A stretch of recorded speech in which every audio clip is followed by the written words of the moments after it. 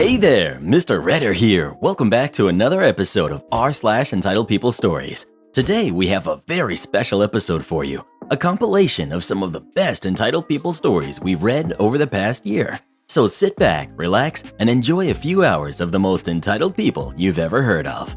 And by the way, Karen assured me that for every thumbs up this video gets, she won't try to get anyone fired for an entire week. So please smash that like button and subscribe and turn on notifications for new stories from Reddit every single day. My neighbor is hoarding animals and it's ruining my quality of life. Should I report her? This lady moved into the neighborhood a couple years ago and turned her very small backyard into an overcrowded hoarding situation with way too many animals. Now she's turning me into a Karen. So for context, it's me, my husband, and our dog. Nice, quiet, residential neighborhood. House next to me has a small farm. Chickens, roosters, ducks, turtles, rabbits, and cats that are extremely invasive and have taken over my yard and have destroyed everything in it and use it as a bathroom all over. We have a 1-year-old boxer who now can't play in our fenced-in backyard. The neighbor's cats are always using it as a bathroom, and when I try and talk to the neighbor, her response is that I must firmly tell them that they're doing a bad thing and then tell them to never ever come in my yard again, as it's my responsibility to keep them out. Like, what? One of her cats did test positive for worms, as animal control made her get them tested and share the results. And because she won't keep them out of our yard, instead of letting our dog go out to play and use the bathroom, she now has to be leashed, and we hit the dog park 2 times a day. Not complaining about the dog park, but some days I don't want to scan the yard for cat crap, and I just want to stay home. I'm also afraid my dog will catch and hurt the animals. She's not vicious, just a boxer that likes to chase and jump. One of her chickens decided to escape and went to the bathroom all over my car. It scratched up the hood and cost about $1,100 to get it fixed. She keeps the duck inside at night and puts it out at 5 a.m. when it starts quacking nonstop until 8ish when she brings it in. The roosters go off all hours of the night and day. So now I get up at 5 a.m. every day. I guess I might as well take up jogging. I work at home. The duck and roosters are so bad that I moved my office to the other side of my house so I can work in peace. But this duck roams the neighborhood and has taken up residence in my driveway. If I was a paranoid person, I would think he was stalking me. I love animals, and I'm not a get off my lawn type of person, but the invasiveness of her animals and her lack of responsibility is driving me nuts. I've already sent some pictures and a formal complaint to animal control where they came out and they fined her. Code enforcement handles the other animals, and they also came out and made her get rid of the roosters and said she can only have a total of 6 birds, so she had to get rid of chickens too. Today my husband gets home and there's a turtle in the driveway. I ask her if it's hers, and sure enough, she said yes, and so are the 4 in your backyard. Totally not mad about the turtles, just that every day it's something new that escapes her house. I'm ready to call animal control and code enforcement again, and a real estate lawyer. We can't use our yard. I can't open windows on the very few nice days we have. I can't sleep in on my days off. My dog can't play in her yard. I can't talk to her anymore because of the nonsense coming out of her mouth. Even animal control said she has issues and code enforcement is tired of her, but also not willing to do anything. Set up cameras outside. If you had video or pictures of the chickens on your car, take her to small claims court for that $1,100. She doesn't lose sleep making your life heck. Return the favor. Call animal control, call zoning, call a lawyer. You have a right to enjoy your yard, and she has an obligation to keep her animals under control. I'd review city ordinances regarding noise in animals. In many areas, you can't have roosters in the city and have to keep noise at a minimum. Also, the turtle might be illegal. It is illegal to trap and keep them in some states. Additionally, some cities have ordinances regarding the number of pets one can have, 5 cats, etc. She could be hoarding animals. After reviewing these ordinances, call the proper office to address and keep calling until it's resolved. Goodness, you sound just like my neighbor. She freaked out about our cats, chickens, and the few goats that we have. She called animal control on us, and we had to get rid of just about all of them. I got my revenge though. What Karen didn't know is that I'm an exotic snake breeder and have hundreds in my basement. Now I give her and her family a new pet about once a week, and she still has no clue where they're coming from. And trust me when I say that these ain't no garter snakes. She was even on the news recently when one of my bigger boys found his way into her garage. Mess with me? Pay the price, Karen. Edit. I've been breeding snakes for almost 20 years now. Letting one go in her yard once a week has literally no impact on my inventory. And to those complaining about what if her minions or other neighbors get bit, just shows how ignorant you are about snakes. They never bite unless being harassed, in which case you probably deserve a fang or two. Yowza knowza! Remind me to never tick that person off. My boyfriend demands my friends and family call him Dr. Jones instead of by his first name. My boyfriend, who's 32, is a doctor. I met him through my dad back when we were traveling, and after we started dating, he started coming over to my hometown to visit. When I introduced him to my family and friends, I told them his full name, then occupation, then mentioned the other stuff like age and hometown, etc. All good until months later when he started complaining about my family and friends referring to him by his first name and not putting doctor before. I found this strange. I told him that's his professional title, but as a society, we use first names, nicknames, etc. He said he can't help but feel annoyed, especially considering that these people don't know him well. But it's been 8 months. He even said once we're married or engaged, then they can start referring to him using his first name. Recently, he started correcting whenever my friends or family call him by his name. His tone becomes aggressive, and then he goes on a long lecture about how they should put doctor before mentioning his name.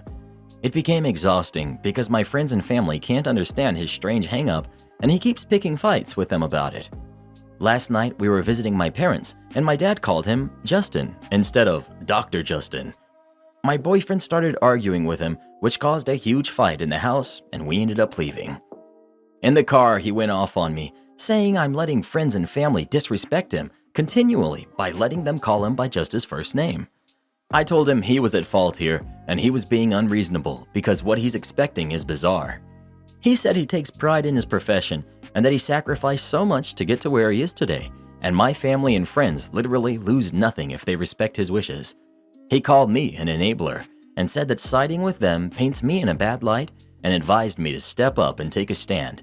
But again, I thought he was overreacting and being hostile for no reason. We got home and he shut me down and refused to speak to me. Mom called me later and we talked a bit.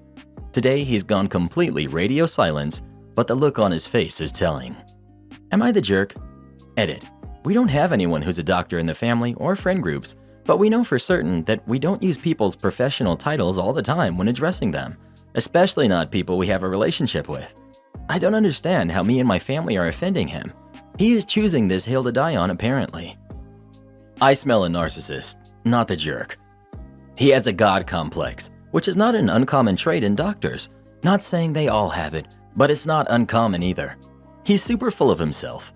I can't imagine dating someone or even being friends or acquaintances with someone who insisted on being called doctor in a social setting. This is actually very true and real. The divorce rate in doctors is extremely high because they develop a god complex and treat everyone as beneath them. In my opinion, you should save some time and heartache. He's showing you his true colors. Just walk away. Not the jerk. I work with doctors for a living. If you aren't in a medical setting, it's a very formal way to interact. Most all the doctors I work with prefer I call them by their name. The ones that insist on being called doctor are all basically giant jerks. Not the jerk. I don't work in the medical field, but I work with a lot of PhDs who I report directly to. I was introduced to them by their first name and have never referred to any of them by doctor. Even PhDs from other offices, if I have communicated with them enough, if I email them, it's attention, Dr. John Smith, Dear John, and these people are all over the world. Wow. I'm on this subreddit a lot, and I don't often say wow, but this needs a wow. Your boyfriend's ego is the size of a hospital. I'm sure he has some nice things about him, despite that sounding unlikely by this post. But this issue alone is a huge red flag. Huge. This is telling you exactly who he is, and it's not a pretty picture. Not the jerk, but you need to leave this egotistical person who sounds more like a villain in a Marvel movie than an actual person. Well, who do you think is the jerk? OP or her boyfriend? Please let us know. Sounds like boyfriend forgot to take Humility 101 when he went to med school. Am I the jerk for telling my husband's nurse that she doesn't get to dictate who is and isn't allowed in my home? My husband, who's 36, has been in the hospital for weeks. He just got discharged, but he needs home care. We got him a nurse to be able to monitor his medical devices. His nurse comes over to handle stuff like catheter, cannula insertions, and medication intake. I've noticed she's been acting a bit rude and overstepping by trying to tell me when to enter my bedroom where my husband is staying, or when the kids get to come in. I already told her how I felt about her attitude, and she claimed she was just doing her job, making sure that my husband is getting enough rest. Yesterday, my parents came over to visit my husband since they had been planning to come for a while but couldn't find time. I opened the door for them and led them towards the bedroom. The minute we walked in, the nurse started redirecting us outside. I was confused. I asked what was she doing, and she told me she was in the middle of removing my husband's catheter, and this wasn't a time for a visit. I nearly laughed, but she forced us out and shut the door. I was fuming. I had my parents go into the living room, then came back and started arguing with her. She told me that my husband was in a vulnerable state and needed privacy, and she, as his nurse, simply provided it to him and had my visitors go wait outside. I told her this is my home, my bedroom, and those were my parents coming over to see my husband and check in on him, so they were his visitors as well. She told me it wasn't the right time for a visit, but I told her that she's in my home, and she was overstepping by trying to dictate who is and who isn't allowed in to see my husband. I told her I'd report her for this attitude, and she kept saying that she was just trying to do her job and told me to go ask my husband about how he felt about having people see him in such a state. I asked her to leave. Then after my parents were done with their visit, I tried to talk to my husband. He told me he did feel like his privacy was being violated and that I was being too harsh on the nurse. I told him that my parents were worried sick and wanted to see him. He said this wasn't the right time and basically backed the nurse up. We got into an argument over this, and then he told me to let it go and let the nurse do her job. But I said that she keeps acting aggressively and like I was some outsider in my own home.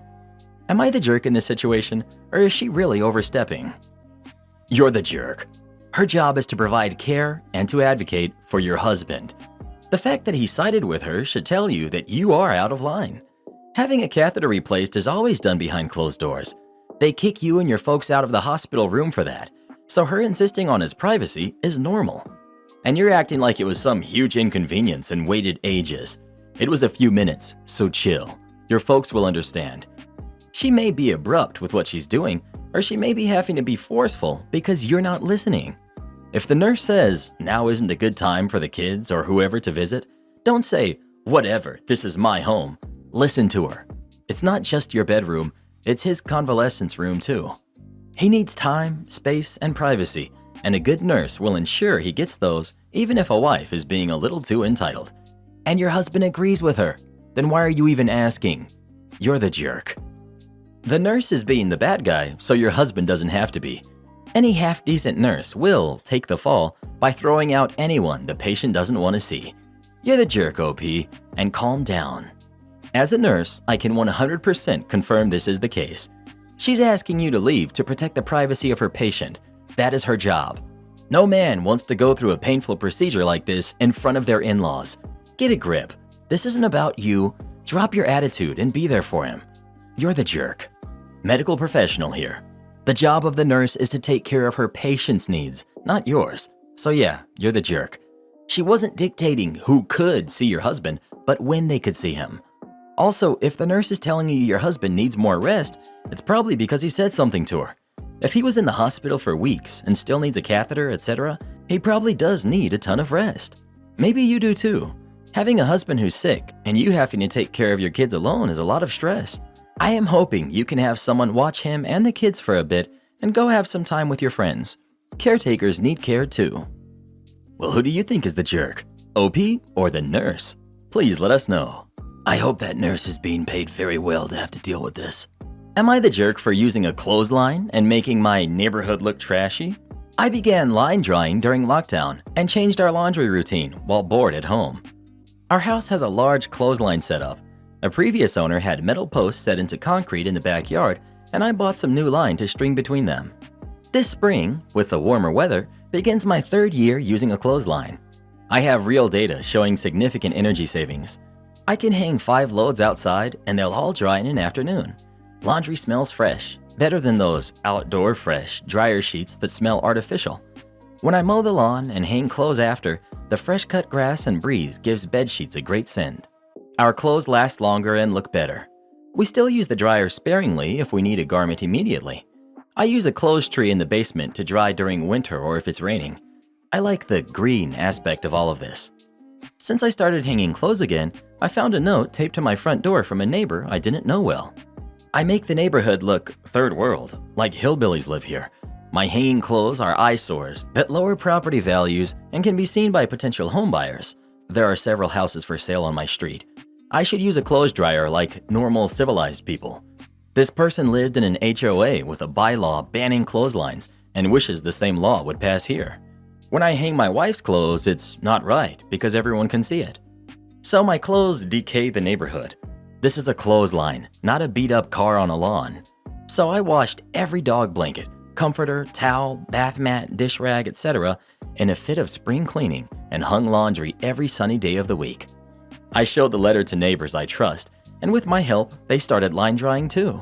Not out of spite, but I want that neighbor to see line drying as commonplace, and she'd have others to go up against.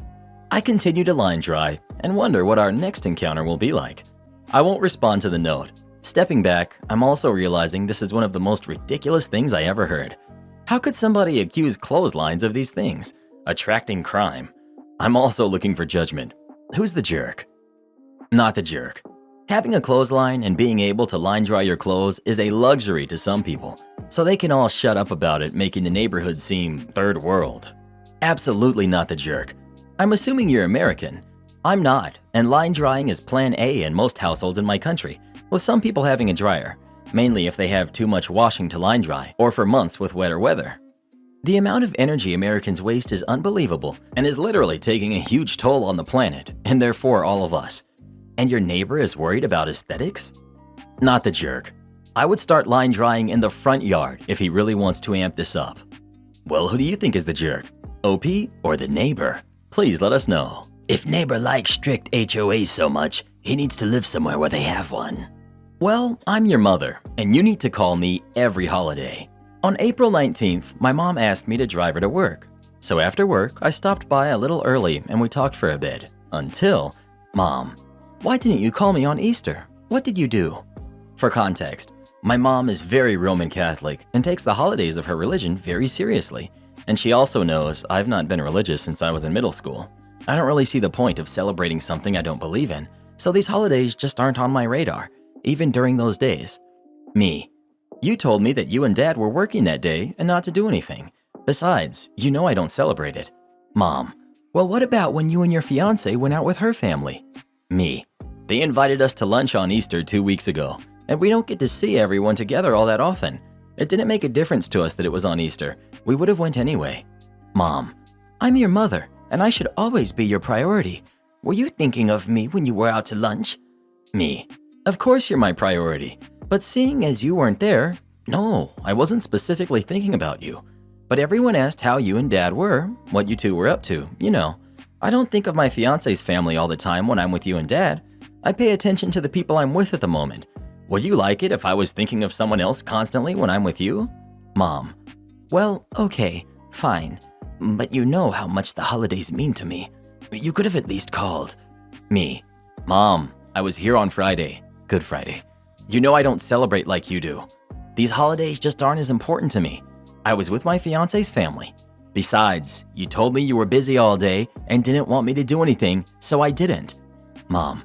You need to call me more. Me. I call or stop by every weekend. You can just as easily call me.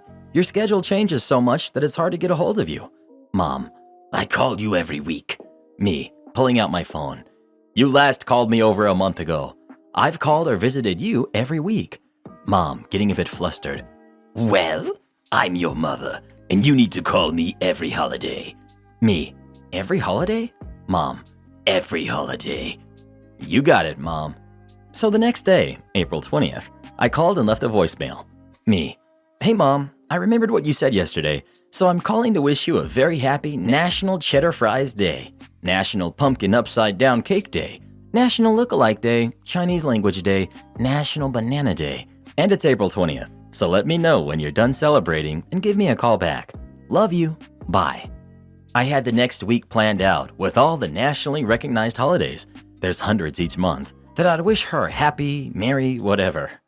Later that night, I see a missed call from Mom, so I call her back. Mom: so I wasn't expecting that, but it was funny. Me: you told me to call you every holiday. Mom: you're a real smarty pants. You know that. Lord knows where you get it from. Me: well, I got it from you and Dad. You two can fight for the credit. Mom: just call me on the holidays that we celebrated when you were younger. Me: no problem, Mom. She gets her phone calls, and I got my malicious compliance. Your mother thinks she should always be your priority? Wow, I'm a father of sons in their mid to late 20s. I love my sons. I do not think I should be their priority always. Their girlfriends or wives would be their priority, not their mother or father. Wrote the above before reading other replies. I see that others have addressed the issue too. I just suggest keeping an eye on how she treats your girlfriend or wife, especially when you're not in the room. OP: thanks for the concern. My mom was brought up in a strict family is life household, like the typical nuclear family from the 50s or 60s, etc., and tried to raise my brother and I the same. She has her opinions and beliefs, but I absolutely shut it down when anyone suggests myself or my fiance is anything less than their expectations. She knows I'll stand up for anyone to anyone, and that includes her. We have a good relationship and rarely have any conflict these days. Am I the jerk for telling my friend she's not entitled to other people's money? I, 20 female, am now dealing with a problem concerning a friend of mine. I'm a college student with a large social circle. Because of this, there are a few people in my circle that I don't know well enough. One of them is this girl named Talia. Talia happens to be very rich, which we did not find out until recently. We didn't realize it because she never presented herself as wealthier than those around her. She didn't wear expensive clothes, she didn't overspend, and she seemed to live her life as a middle-class person at best. My best friend, Jada, was scrolling through Talia's Instagram when she came upon her brother. Her brother uploaded a picture of their beautiful mansion on Instagram, revealing their wealth. To me, this was just an odd thing to discover, but Jada was visibly unhappy. When our friend group goes out to places like restaurants or clubs, we always share the bill evenly. Jada was outraged to find that Talia was rich, since she felt Talia had enough money to cover everyone, but decided to keep this information hidden. When I told her she wasn't entitled to Talia's money, Jada became enraged. She said it was the principal, and Talia was wrong for pretending to be poor. She then confronted Talia in our group chat. Talia has not answered since. I advised Jada to calm down since it wasn't that serious, and she told me I was just as wrong as Talia for supporting her actions. I really want to give Jada the benefit of the doubt because she doesn't come from a family that does have a lot of money, so there could be some personal feelings involved in this. However, I also think that Talia isn't required to spend more than she has to. So, am I the jerk? Gee, I wonder why Talia doesn't flaunt her wealth. Not the jerk. Jada sucks. Not the jerk. What? I'm not surprised Talia didn't reply. This is probably exactly why she doesn't discuss her financial situation with people. I don't know anyone involved, but I'm inclined to say that Talia is not pretending to be poor. I think she's being modest, not even sure I would say that, to protect herself from people just like Jada, who think she's their personal ATM. Either way, no matter the reason. Yeah, no, Jada is not entitled to Talia's money or any generosity, nor is Talia obligated to be generous to her. And not only that, there's no mention of Talia's actual situation. It seems like Jada has no idea what Talia's family's dynamics are like, so she could just be another kid trying to make it through this world. I mean, yeah, there is probably privilege. She's probably had a cushion a lot of people may not have, but to assume that Talia has access to any of her family's wealth to begin with, and then to take it up a step further, for Jada to believe that she's entitled to that access and that wealth, is utter nonsense, and it deserves to be called out. Not the jerk. Well, who do you think is the jerk? Talia or Jada? Please let us know. Never tell people how much money you make, unless it's less than they do. Am I the jerk for exposing my fiance after he lied about the gift I got him for his birthday? I'm female 24. My fiance, male 25, comes from a wealthy family, unlike me. His family can be a bit obsessed over looks and status. He's the only kid, so his parents spoil him all the time. They got him 2 cars, one at 18 and one at 23 after he graduated. They also bought him the apartment we live in, etc. He told me once that his mom thinks I should consider wearing brand name clothes and makeup, especially when attending their family functions where important people are present. He said he'd pay for everything, but I have a specific style and brand, and I'm comfortable with it, but put aside a couple of outfits to wear when visiting. For his birthdays, they do exaggerate with their celebration, and for his 25th birthday, they reserved a restaurant for the occasion and sent out invitations. I heard that inside their invitations, they included a list of acceptable and expensive gifts to bring. His mom sent me one, which had me like, what? I called her and she apologetically said, well, he really wants this. He will be disappointed if he doesn't get this. I told her, really, it's between him and I. I decided to gift him a handmade gift, which was a floral frame for our future wedding photo to put on the counter. He said his parents won't be happy and will think I'm being cheap. He offered to get a pair of expensive Nike shoes, and all I had to do is act like I got it for him in front of his parents to get them off our back. I refused and said that this is my gift and I won't pretend. At the party, and when he was opening gifts, I found out that he opened some box and pulled out Nike shoes and acted thrilled while thanking me for getting them for him. I was confused. I said this wasn't my gift and started looking for it among the other gifts. I asked where he put the floral frame and he acted dumb. I got so mad, I told him in front of his parents that he shouldn't have lied about what I originally gifted him, and that if he was ashamed of it, then I will be keeping it. His family and friends were staring silently. His mom tried to follow me outside, but I got into an Uber and left. He texted me and was livid, saying he was just trying to protect me from his family's criticism about the homemade gift I was planning to give him, and said I could have played along and got this over with. Instead, I exposed him when he was just trying to get his family to understand that I'm not being cheap. I went to stay with a friend and haven't spoken to him yet after this. I did tell him about how his family is behaving, and he agrees that they can be a bit shallow sometimes, but he also said he's nothing without them and cannot be arguing with them after all that they've done for him. I feel like I disrupted his birthday with how I reacted when I could have waited another time and just swallowed this pill. There's a lot going on in your post, and a lot of it frames your boyfriend's family as complete jerks, especially your future mother-in-law. It all kind of distracts from what I think are 2 points that make you also a jerk in this situation. 1. The floral frame gift for a future wedding picture. This was clearly not a gift for your boyfriend. I really suspect that this was a gift to yourself. That's not nice of you to do. A birthday gift is supposed to be about that person, not about you or you as a couple. 2. You raised a pretty big stink in front of his family when this matter could have been resolved privately after the event. Did you really need to embarrass and shame him in front of his entire family? I'm not disagreeing that you need to have a conversation with your boyfriend about his lie, but could you not have found a better moment to do that? How could the conversation have been productive in this setting, especially given the fact that you chose to run off before even giving him a chance to talk? This leads me to an everyone sucks here judgment. You for the above, your boyfriend for lying, his family for fostering an environment that pushed him to lie. Going deeper than a judgment, maybe this blow-up was your way of ending the relationship. It sounds like you're unhappy with his lifestyle and his family. Perhaps this was the culmination of a lot of resentment or anger you've been building up towards him. If you read back your post, you'll notice that you didn't say a single nice thing about him. Yeah, I also don't blame the boyfriend for not wanting to hear negative comments from his parents on his birthday. I would not want to hear that on my birthday either.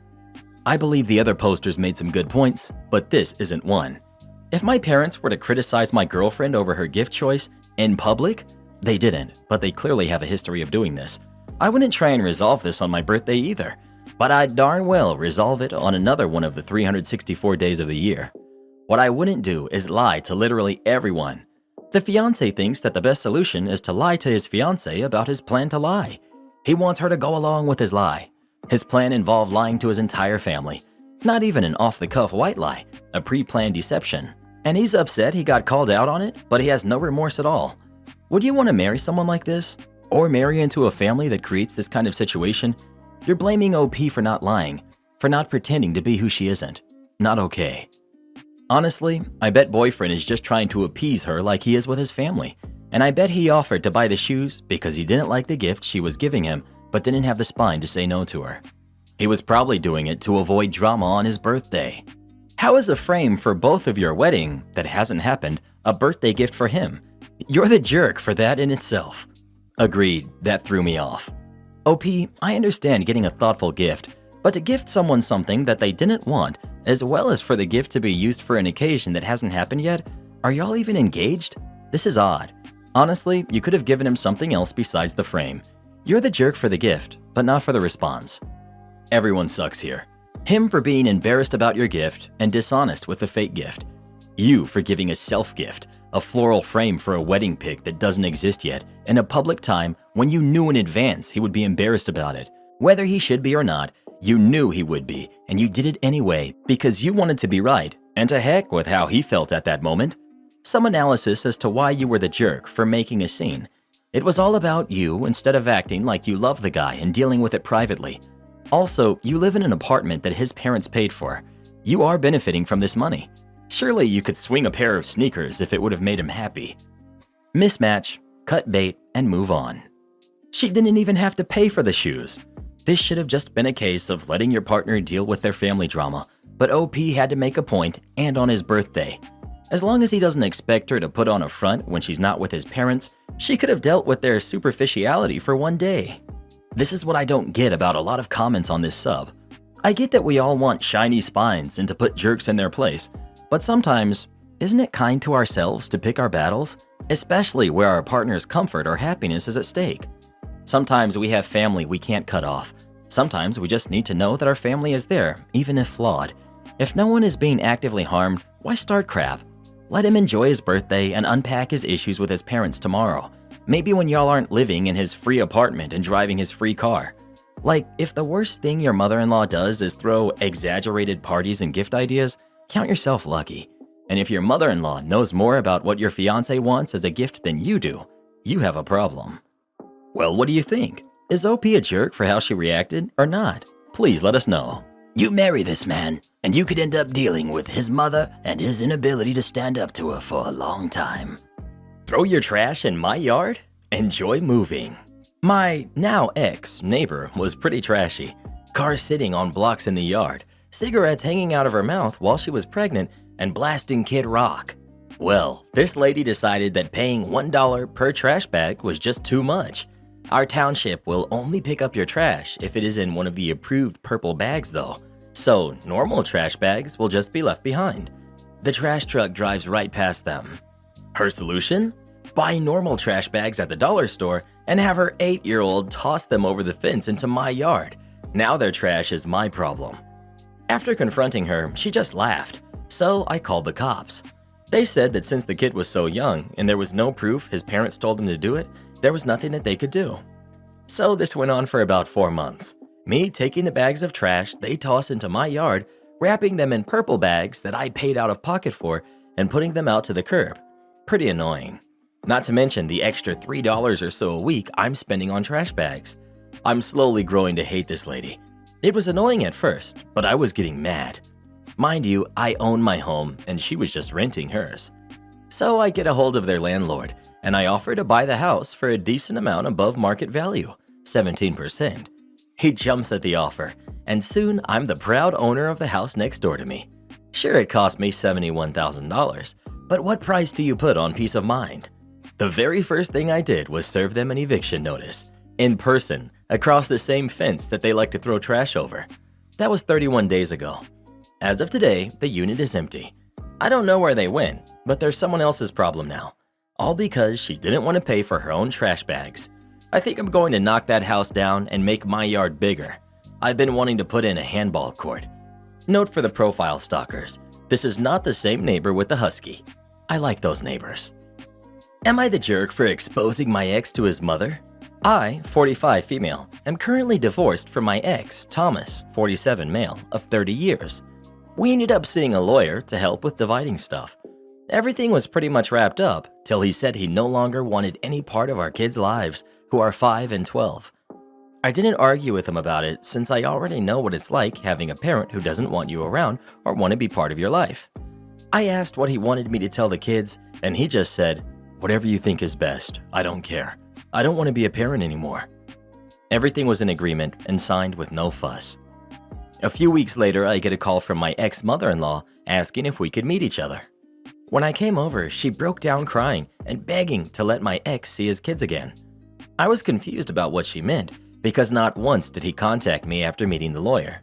She went on about how my ex said he really missed them and that I was being a petty jerk for taking full custody and that he was crying for days about it. I told her my version of events and she called it BS, saying her son wouldn't lie, especially not about his kids. Then I decided to call him in front of her. He didn't know she and I were meeting that day. I said, "Hey, your son has a soccer game in a few days," which he did, and I was wondering if you wanted to go. I know he'd really love it and he'd be happy to see you. He instantly said, "No, I already said I'm not doing this anymore." I raised my voice a bit, saying, "Well, what about holidays and birthdays? Because we never discussed any of it, and your family might want to see them." He just said, "My family already thinks they aren't mine anyways, so it doesn't matter." I asked, "Well, how do you think this is going to affect Denise, his mom? She's over the moon about them." He just said, "She loves me more than the kids, so I doubt this will be an issue for her." After a bit more talking, we finally hung up. Ex-mother-in-law was straight-faced and nodded at everything that just happened, saying, okay." She asked me to leave and said we would be in touch. Later that day, I got a call from my ex saying how it's my fault he was kicked out of his mom's house and possibly will be taken off her will. Also, that none of his family members will talk to him because of what ex-mother-in-law heard. He threw a lot of insults at me before I hung up, and now him and his mates keep calling and texting me. My friend is saying I shouldn't have said anything in the first place and I ruined his life. Edit. Yes, I plan to let Denise see the kids because I know she just wants to give them the world along with the rest of his family. Second edit. I want to address something because this keeps coming up and I can't keep up with everyone. Due to actions he and I took when we were younger, my Christian parents thought it would be best he and I be married at the time. Not the jerk. He had the right to sign off his rights. He did not have the right to paint you in a bad light and make you look to be at fault and evil or manipulative. That's defamation of character. You had the right to set the record straight. His mom had the right to go no contact with her son, a grown man who didn't want contact with his actual kids. Sounds like he's getting a taste of his own medicine, aka karma. Not the jerk. All you did was offer him an opportunity to see his kids. This was done because he cried to mommy about how the mean ex was depriving him of that opportunity. He did the rest. My mom keeps being rude to my wife, so I kicked her out. I, 33 male, am beyond angry about this. Some of my siblings are telling me it was an overreaction while also mad at what she did. I'd really like some thoughts because the house seems divided. My wife Kara and I were friends for years. She was in a very toxic relationship for 3 years until she had begged us, me and our close friends, to help her get out. It was difficult, but we made it possible. We all pitched in for her to stay as far as possible while she got a restraining order and all of that jazz. We each took turns going to visit. Then she found out she was pregnant, so I helped out more. Her ex passed when my stepson, who's 7 now, was 4 months old, so since then, we all became sort of like uncles and aunts to him. Around that time, I knew I developed feelings for her, but we never ever did anything because she had personal issues to process. It didn't feel right at the time. But yes, we did start a relationship 3 years later. She's the one who first admitted she's in love with me, so things went from there. We just got married. She's 5 months pregnant with our second. I will say that, yeah, my mom had issues at the start of our relationship because she believed Kara was faking what happened to her just to make me feel sorry for her and take care of them. We went through a period of not talking until she apologized, so we mended things somewhat. My mom came to stay at our house, which was my dad's house, until he decided to give ownership to me when they moved. He passed 10 months ago, and with the economy, my mom couldn't stay where they were living before.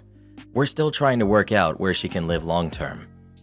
I heard my mom get into an argument with my wife because she was trying to redecorate the nursery against Kara's wishes. All I heard was my mom telling her that she's not the lady of the house just because her fake victim sob story worked on me. She looked flustered when I demanded her to tell me what that meant. And basically, she held on to that same belief, but she was willing to put up with my choices on who I marry so she doesn't lose me. Everything she had to say infuriated me. And then, seeing how upset Kara was by everything, I called my brother to come pick my mom up because she can't stay here right now. My mom wouldn't stop crying to not do this to her just for being honest. She's still at my brother's, but they keep trying to talk me into letting her come back because this was my dad's house, and of course she wants to feel closer to him. But after asking Kara if this is the first time she said anything, she revealed my mom has told her numerous times what she thinks of her and kept it from me because she knew it would hurt our relationship. For that reason, I haven't let my mom come back. It's hard because I know what this house means to her and that she's still sad about my dad, but also can't forgive her for upsetting my wife. Am I the jerk? Not the jerk. Your mom isn't the lady of the house just because she was married to your dad at one point in time. What she said to your wife is extremely disrespectful. She, your mom, doesn't get to try and guilt trip you just because she got caught red-handed in mistreating your pregnant wife. Not the jerk. Your wife is pregnant and does not need the stress. Your son is 7 and he can overhear all of this. He's old enough to put things together and remember this. Being your dad's house has nothing to do with this. She can live elsewhere, and I bet your brother is saying this because he doesn't want her at his place. Why was it your dad's house and not your mom and dad's house? Wondering how it passed her and went to you. OP, because he was still alive when he let me take ownership of the house and they moved out together. You are the jerk. Your mom agreed with your dad's wish to give you the house, but honestly, if they were married, and it seems they were married until he passed, the house is 50% hers as well technically. Yeah, your mom is a huge jerk to your wife, but she was taken advantage of financially by your dad and now you. OP, technically, no. It's not like she didn't agree to it. They didn't want the house going to someone else. It was my dad's house before they were married, but either way, they weren't going to stay with the house because they were moving. Well, who do you think is the jerk? OP or his mom? Please let us know. Entitled Dad, my baby deserves other people's cupcakes. I worked in a nursery school in an expensive neighborhood of an expensive city. We had 24 3-year-olds in the class. By May, we took a walking field trip one day a week to a playground 4 blocks away. We'd take snacks and some balls to play with on the basketball court and baseball field, and at least 4 parents would come with us to help supervise because the area was spread out and kids can zip away unless extra eyes help keep track. The kids had been playing, and of course, there are other kids and parents and nannies, etc. at the playground as well. We got all our kids together for a snack. They sit on picnic blankets and have crackers and apples and water. It's nursery school, so there's always a chaotic aspect to it. Trying to keep everyone seated and hand sanitize and pass food in water cups and give additional servings when kids are done, collect trash. This day's special though. It was a birthday. One kid was wearing a colorful paper crown and the parent was one of our chaperones and brought cupcakes for the class. Hooray! The kids ate their healthy food and we sang happy birthday and several adults helped pass out the cupcakes to our large group of 3-year-olds clamoring for sugary treats. In the midst of all this hurry, a dad and his kid bellied up to the picnic table where the box of cupcakes are, and he had the gumption to ask, "My daughter saw your cupcakes, and she was wondering if she can have one too." The girl was about the same age as our class, and she was entirely quiet. I had no idea if she had asked her dad or if it was his idea. She definitely wasn't fussing about it or asking as far as I saw. I found the request completely exasperating. I told him, "You can see we have a large school group to look after. I don't know if there will be any cupcakes left for your kid. Excuse me, I need to pass out cupcakes to the class." I dropped off some cupcakes and came back for more. The guy was still there and speaking with the birthday kid's parents, who, much nicer than I, passed this entitled jerk a cupcake for his kid. Whatever. The end? Nope. A week or 2 later, we were back at the playground on our regular day. To exit the park, the kids had to walk up a long ramp to the gate and exit onto the sidewalk we take back to school. Our jostling group had their jackets and were finding partners' hands and such, when my coworker and I noticed the cupcake-begging dad is there, setting up a birthday party for his daughter at the picnic tables. Coworker and I are toward the front of the line, and we emerge from the ramp onto the sidewalk, while we wait for the rest of the kids and adults to straggle up the ramp. The fence surrounding the playground is covered with thick vines that look like a hedge. You can't see through them at all. My coworker and I were talking about noticing the girl's dad setting up the party. I cracked a joke that I should have gone up to him and asked for 24 cupcakes for our whole class. We had just started to cackle when the dad stepped through the gate. There was no way he didn't hear us, 6 feet away on the other side of the fence, walking towards us as we spoke the last couple sentences. He scattered by, looking down, and didn't say anything. I mean, if I had more cupcakes than I needed, and one kid at the playground wanted one, I wouldn't lose sleep over handing them one. That said, by asking for one just because she wanted one regardless of appropriateness, he's modeling bad etiquette and teaching her that getting what you want is more important than respecting boundaries. Not everything is meant for us all of the time, and she's old enough to start learning that lesson. Everyone who's saying that the dad is not entitled would have been on the same boat as that dad.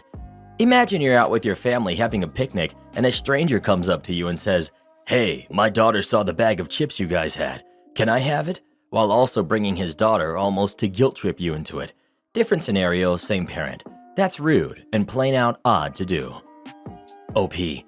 Exactly. Who does that? Extra cupcakes for you.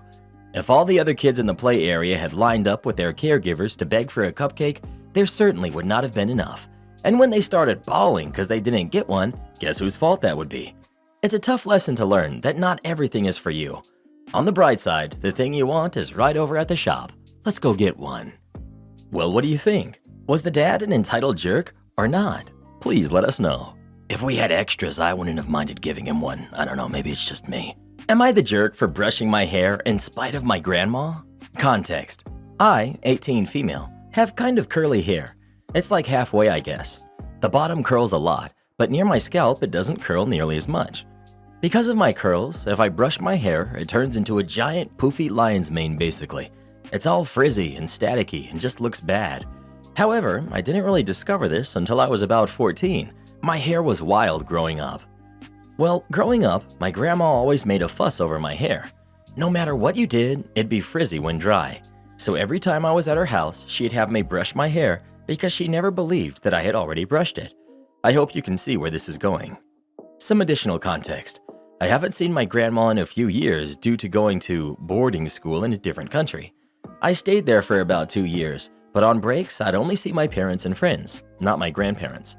When I returned home for good, my grandparents moved away and I didn't get the chance to see them due to lockdown. Well, I finally got the chance to see my grandparents again, and we went to their house for the weekend. With the way my hair is now, it's a bit frizzy as it's drying, but when it's completely dry, the frizz becomes a lot less noticeable due to the curls. I also finger brush to minimize the frizz. My grandma saw me while my hair was drying and told me to go brush my darn hair, and that by this age you should already know how to brush your hair. I told her that brushing my hair so much is what made my hair so frizzy, so I refused. She told me that was BS and that I'd better brush it before our special brunch. I just ignored her for the most part and went into the guest room to do homework. That was until our special brunch, when I came out of the room to leave. My grandma saw me and my curls and said, "Look how much better your hair looks when it's brushed. I told you so." I was literally dumbfounded. Did she seriously think that my hair was brushed? I told her it wasn't brushed and she didn't believe me, so I went and got a brush, walked up to her, and brushed my hair. Wouldn't you know it, it was a disaster. The look on her face was priceless. She got all angry at me, saying that I just ruined her family photos. Guess that's why the brunch was so special, and that I needed to fix my hair. I told her that there was nothing I could do now, and she was the one who told me to brush my hair anyway. My mom said I was a jerk for this, but my dad said that it was hilarious. Away from my mom, of course. Though I do kinda see why I'm the jerk, because she paid for a professional photographer, which I didn't know until she told me after the fact, and she already told me my hair looked good and I ruined it on purpose to spite her. So yeah, am I the jerk? Edit. Wow, this blew up. Thank you all. I just woke up, by the way. But while my grandma is stubborn and stuck in her ways, I still love her. She's usually good to be around. It's just me needing to look presentable. Also, my mom and grandma both have straight hair, for those wondering. Thank you for all the support and tips though. Not the jerk. Anyone with any shade of curly hair knows if you brush the curl, you're getting Diana Ross hair. You tried to tell her. I'm a dude who usually had short hair. Grew it a bit longer recently, and it turns out it's somewhat curly and wavy. When I brush it the wrong way or wind blows the wrong way, it looks like a bird built a nest on my head. You want to talk to my manager? Okay. This happened about 13 years ago. I was a field service engineer for a national retail chain. Basically, I was the IT guy who drove around in a company vehicle servicing the computer networks in the stores. The way the company was organized, there were corporate employees and there were retail employees. Being a corporate employee, I received corporate stock as a small part of my salary, and my starting pay was 3 times the rate of any store manager. Because I always put out fires, I often found myself in the awkward position of dealing with store managers who honestly thought that they were the store owners and that I was just the hired help. This was truly ironic, as I actually did own a very small piece of the corporation, whereas the average store manager did not. One day, I got orders to replace a server in a store not too far from the house. I worked out of my house, but kept parts in the truck, and also the back room of another store nearby. So I show up to the store where the server needed to be replaced. It was my second stop of 3 scheduled that day. I walk in the store wearing my very obvious corporate uniform and name tag with the logo. The store owner, retail manager, instantly demands to know what I'm doing in her store. I get this all the time, nothing new. I calmly explain that my boss wants me to upgrade one of the store servers, hardware replacement, and I even show her where it is that I will be working. I explain that it will take about an hour and that the POS registers might go offline for about 5 minutes. She isn't happy, but she reluctantly allows me into the room where the server is and I start working. When I'm just about done, the POS registers go down as I'm switching them to the new server, which is not fully hooked up yet. It was at this point where I realize I have forgotten to bring in a couple of cables that I need to finish hooking the new server into the store network. So I run out to the truck to get the required cables. I'm gone about 2 minutes. When I get back, the store manager is sitting at the table in front of the server, and she's got food spread out all over the table. The server is under the table. I tell the store manager I need to finish hooking up the server, gesturing under the table. The store manager tells me I'll have to come back in an hour after her lunch break. I'm shocked into total silence. Then a cashier bursts into the room, panicked that the registers aren't working and the checkout lines are getting backed up. I explain to the manager that I have to fix that server now or the registers will not work. The manager tells me I should have thought of that before I started working on her lunch break area. I calmly tell the store manager that she'll have to take a break later or find somewhere else to eat her lunch. She tells me I'm rude and incompetent and demands to speak to my manager immediately. Okie dokie. I call up my manager using my corporate issue iPhone and quickly explain the situation and then walk into the server room to hand the iPhone to the store manager. While she's on the phone with my manager, I head out to the front of the store to explain and apologize that the registers are going to be down for a few more minutes. I can't hear exactly what the store manager is telling my manager, but I can tell that it's a heated conversation and I clearly heard the word fired mentioned a few times. It's clear that the store owner, or retail manager, wants me to be fired for daring to try to interrupt her lunch break. Unfortunately for her, my direct supervisor was about 5 to 6 levels above the retail district manager.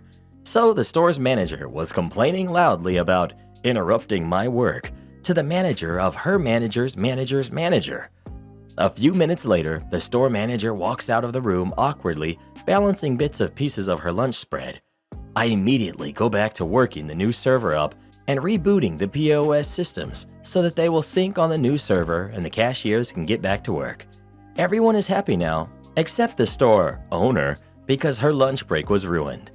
The main part of my task is done now, but it takes me another 15 minutes to clean up my mess and reorganize my truck to get ready for my next stop, which will be about a 1-hour drive from my current location. As I'm doing this, I see the retail district manager. I've met her before, going into the store. She walks back out of the store with the former store manager who's carrying a box of her personal items. Okay, Karen, she's fired. Happy now?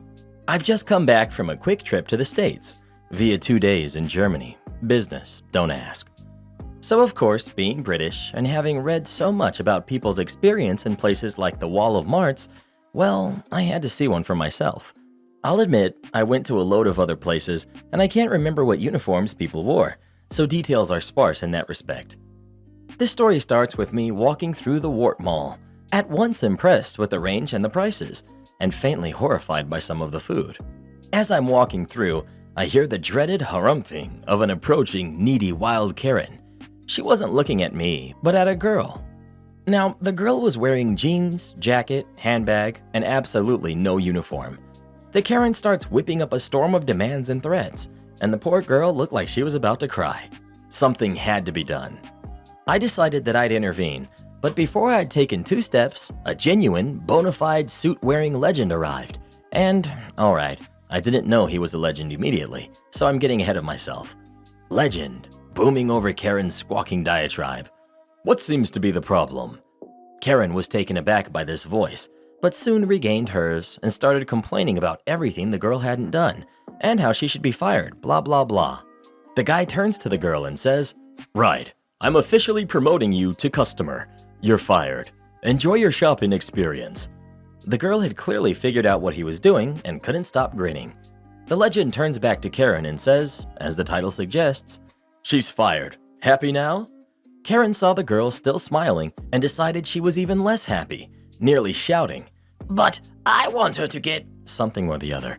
And the legend stops her in her tracks and says, "That's a customer you're harassing. If you continue to harass her or any other customer in this store, I'll have those large men from security haul you out of the shop." Karen harumphed again, albeit more quietly, stuck her nose up in the air and stalked off. As she got to the end of the aisle, the teenager just burst out laughing, and it was such an infectious laugh, the legend joined in. Brilliant. Karen's supervisor harasses me. I get her fired.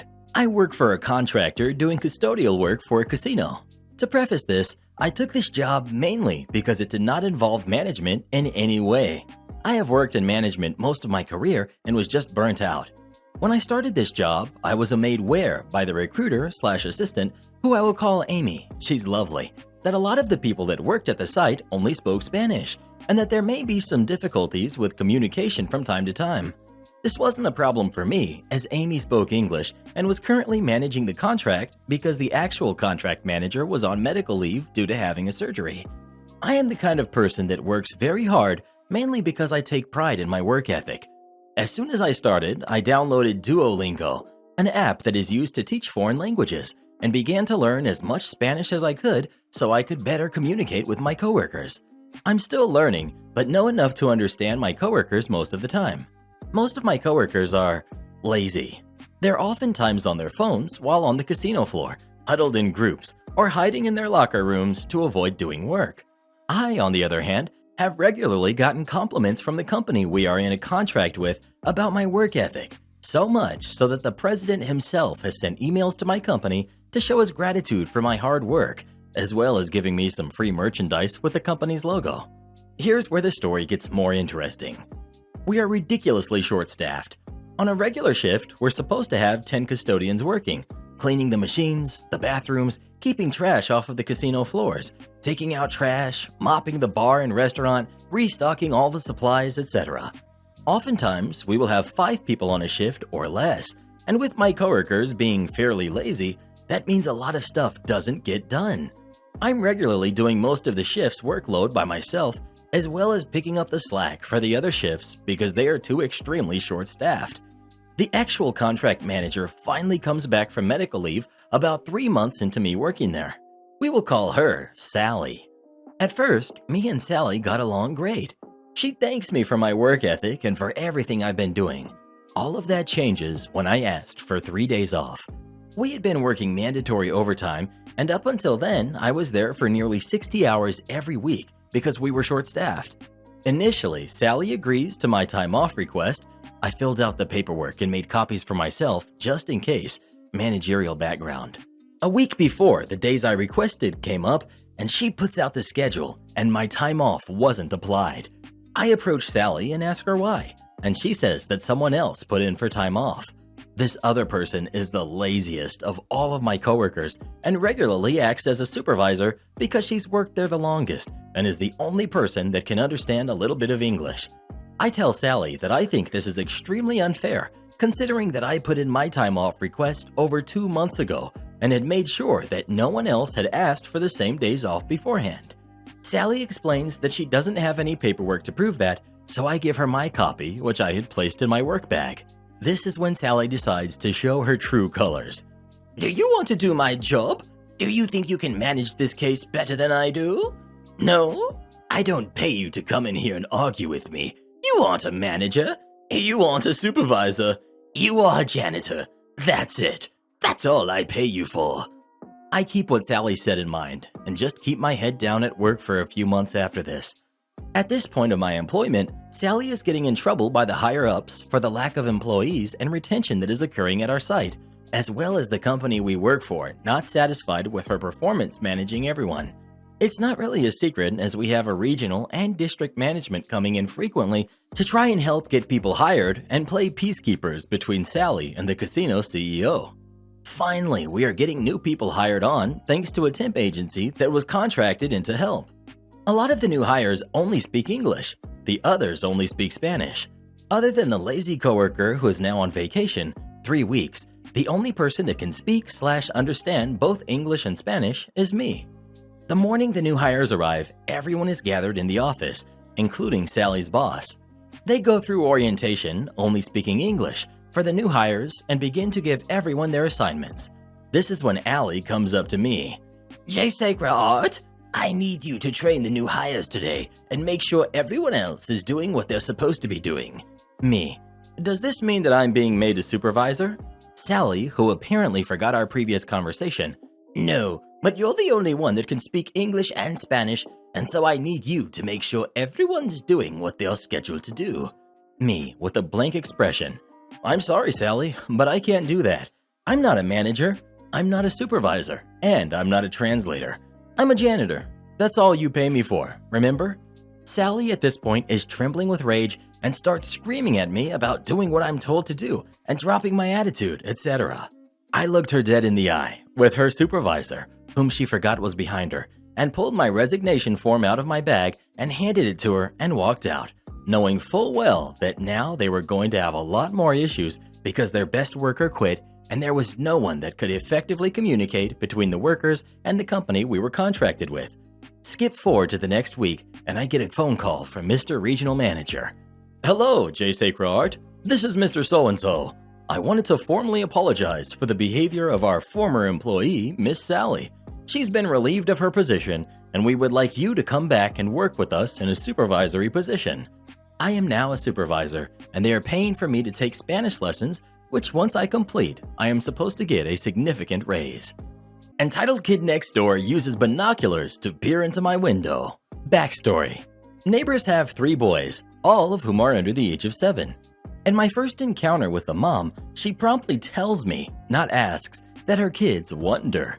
I naively thought that meant there might be the odd rogue ball episode or something, so don't protest at the time. Our yards are unfenced and we share a driveway. Oh boy, was I wrong. My yard, back deck, front garden, and even the inside of my house were seen as an extension of their space.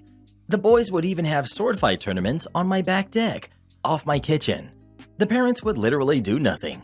I was put in a position many times to ask for more privacy as it was affecting my work and a general sense of well-being, as I am a very private person.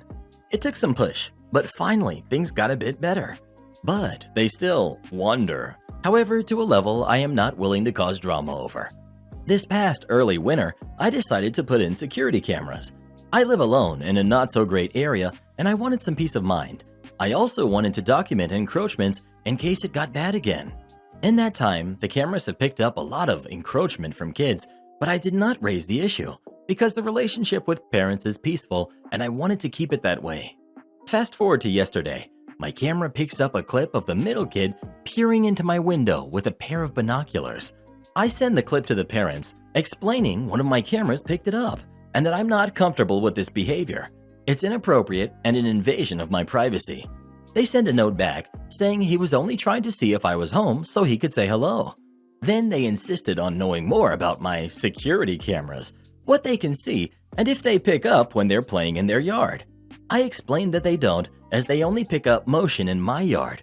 But if the kids are in my yard, which they are, a lot, they are recorded. The parents are insisting that I take the cameras down. Neighbor trespasses in my garden, ends up getting her own husband arrested.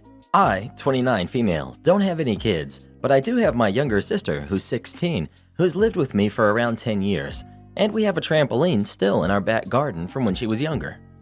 Neighbor to the left of me has 4 kids and moved in a year ago. 2 weeks ago, Glasgow started getting really good weather, so the kids have been outside playing constantly, not an issue. They asked if I could let the kids use the trampoline one day, so I was like, sure, but only for a bit because I have friends coming over for some drinks. 7 p.m. comes, I ask them to go home because my 5 friends have shown up and we're going to be drinking. Cue the crying. They leave the garden upset, but hey, that's not my issue. They've been on it for 3 hours at this point. Their mom pops her head out of her bedroom window and asks if they can stay in the garden longer. No, I'm not your babysitter. She's annoyed but drops it. Last week, I came home from some shopping and to my surprise, find all 4 of the kids in the garden, plus their younger cousin. I ask them to leave, tell them they can't just come into my garden without me there, and they didn't even ask. They refuse to leave, so I shout up at their mom and tell her to get them out of my garden. She says, "Let them play for a bit. You don't even use it." Okay, but still, not your garden. Eventually, we get into an argument and they leave. She's ticked off and shouting, saying I'm being a Karen and I should let them in. I tell her not to ask again because the answer will be no. This happened again the day after. All 4 kids, plus their cousin, waiting till I move the car from the driveway and heading straight into the garden. So I wake up this morning. I've since put a lock on the trampoline, just a small one on the mesh safety enclosure to stop them from opening it, because I'm petty. Plus, it's Saturday. I'm not working today. It's my day off. But no, neighbor decides that at 9 a.m. this morning, her kids are being fired straight out that house with breakfast bars and a bottle of water, and they head straight into the garden. So I can hear them from my window. I look out and tell them they need to leave. By the time I get downstairs, Mom has descended from her house and is trying to climb the fence between our gardens, shouting about how I used to let them use it, and she's going to call the police for the way I'm treating them. Great, you do that. I'll be sure to show them the Ring camera footage, which coincidentally also has footage of your husband picking the lock open so that your brats can use the trampoline. So, long story short, entitled mother sent her kids into my garden repeatedly even after being told not to, calls the police on me for harassment, and ends up getting her own husband arrested for theft and housebreaking and criminal damages. Edit. Some people have asked if I could sell the neighbor the trampoline. She has a V-shaped garden and the smallest one on the street. The trampoline is 12 feet and wouldn't fit. Also, I gave her a bunch of my sister's old stuff when she first moved in, but have barely interacted with her since this. Edit 2. Decided that it's not worth the hassle. 10 minutes ago, I took my trampoline and cut up the part that you jump on. Brother is coming on Tuesday to help me dismantle it, and we will take it to the local recycle center. Great ending to the story, but you're not petty at all. Your house, your garden, and your trampoline. I think I would have either taken the trampoline away or spread something really nasty all over it. Am I the jerk for taking my daughter to get her haircut when I knew it would upset my wife? Me, 29 male, and my wife, 30 female, have a daughter who's 8. We'll call her Anna. Now, Anna has very thick, blonde, and curly hair that my wife adores. Ever since she was a toddler, she had spent hours doing her hair every day, braiding it, straightening it, and styling it in all sorts of ways. Our bathroom cabinets are always filled to the brim with a bunch of hair lotions and oils and creams and other fancy products I don't even know the names of. So I think it's more than fair to say that my wife's a bit obsessed with the whole hair thing. Anna, however, has never been too fond of getting her hair done, or of anything that involves having to sit still for more than a few minutes. Before she got it cut, her hair used to reach past her waist, and while it looked lovely, she hated getting it brushed, and every morning used to be a screaming fest between her and my wife. Lately, she had been begging for a shorter haircut. My wife ignored her whenever the topic was brought up in hopes that she'd just forget about it, but none of that ended up happening. I think Anna realized she was getting nowhere with her mom because she started asking me to take her instead. I was reluctant to at first because I didn't know how my wife would react, but I agreed when I saw just how excited the kid was over something as simple as a haircut. So yesterday, I drove her to the hairdresser, where she got to flip through a lot of magazines and pick a picture of a haircut. And when she chose a really short clipper cut, I knew I was gonna be in deep crap with my wife. At that point though, there was no turning back. I mean, what could I have really done? Told her that no, she can't get the haircut she was so over the moon about, all because her mom wouldn't like it? I couldn't do that. So we went ahead with the haircut, and by the end of it, Anna couldn't stop smiling. She went around the salon showing it off to everyone and even asked me to take a bunch of pictures even though she normally hates having pictures taken. We did get one rude comment from an older woman at the salon, something along the lines of, "You can't even tell if she's a boy or a girl now." But Anna was way too excited about her hair to notice, and if she did notice, she didn't care. When my wife got home from work that day though, things quickly took a turn for the worse. She refused to even look at Anna, locked herself in her room and cried, then got in the car and drove off. It's been a day now and she's still not back. It's honestly starting to worry me. I knew she wouldn't react well to the haircut, but I wasn't expecting her to take it this badly. The kid's upset too, and no matter how much I reassure her, she still thinks she's in trouble for getting her haircut. Am I the jerk? I realized how attached my wife was to Anna's hair, but at the end of the day, I still think it's just hair. The kid's old enough to decide these things for herself, and she was really happy with the haircut, so I don't think I did something wrong here. Not the jerk, but crying, locking herself away, and driving off are not normal responses, even for someone who is really upset. Is something else going on with your wife? Please talk to your wife and get her counseling. I was your kid. I had long, curly, thick strawberry blonde hair that reached past my waist by the time I was 5, and my mom would never let me cut it. It took hours to style, and I hated it. It gave me headaches from the weight, and it was so hot. But my mom got so much attention from my hair. People would stop her in stores and ask to feel my hair, and she would make me wait while people pet my hair and praised me for it. One summer, my grandma took me to get it cut, and it was so liberating. My mom was so upset, and as a 30-something-year-old woman, this is something that I still harbor resentment over. Thank you for seeing your kid as something other than an extension of you or a way for you to get attention. Your wife needs to do some real soul-searching about why she's so attached to your kid's hair. Not the jerk. Well, who do you think is the jerk? OP or his wife? Please let us know.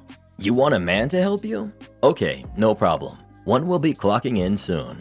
This happened 16 years ago. When I was about 20 years old, I was a department manager in a big box hardware store. People said I acted 25, but I didn't even look 18.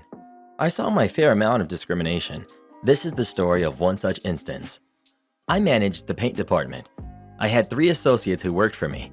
They loved me as a boss because I bought them a department radio, took the shifts they didn't want, worked Friday close and Saturday mid, so our 2 younger guys could have time off to have fun on Friday nights, and the older gentlemen took early Saturday mornings so they could sleep off their fun. In trade, I gave the older gentleman his ideal schedule. My team was awesome. One day, I was in the department alone, and a lady came up and asked me where she could find the 5-gallon oil-based primer. I let her know that my location didn't carry the 5-gallon size of that primer. She told me that we did and said that it was shelved right there, while suggesting I was too stupid to remember. Her husband gave me an apologetic look. I let her know that another location had what she was looking for, and that it was in fact in that exact location in that store. She let me know how stupid she thought I was for thinking she could mix up stores. Then she began yelling and loudly insisting that I needed to get a male associate for her because she wanted someone who was competent and not me.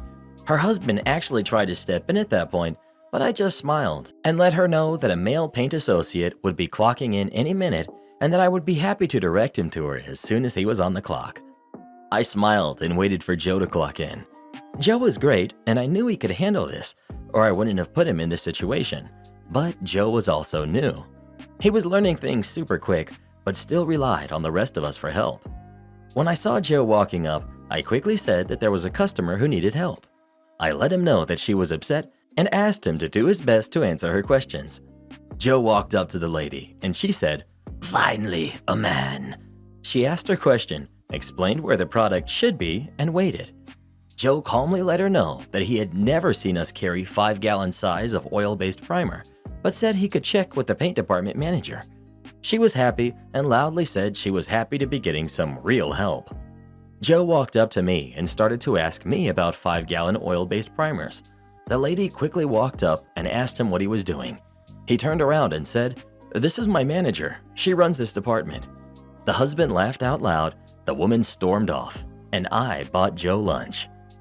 You want me to shut up and follow your directions? Okie dokie. This happened around the early 2000s when I was working for my uncle's fencing company. So, customer, jerk, purchased a newly constructed home, cookie cutter, everything builder grade. The land plots were divided only by fluorescent orange marking spray paint, hardly official. My uncle submitted a bid per the customer's request and we got the project. We had the lowest bid, around $1,200 lower than the competition. The caveat? We collect full payment up front. Not a deal breaker for customers as we accept credit card payments.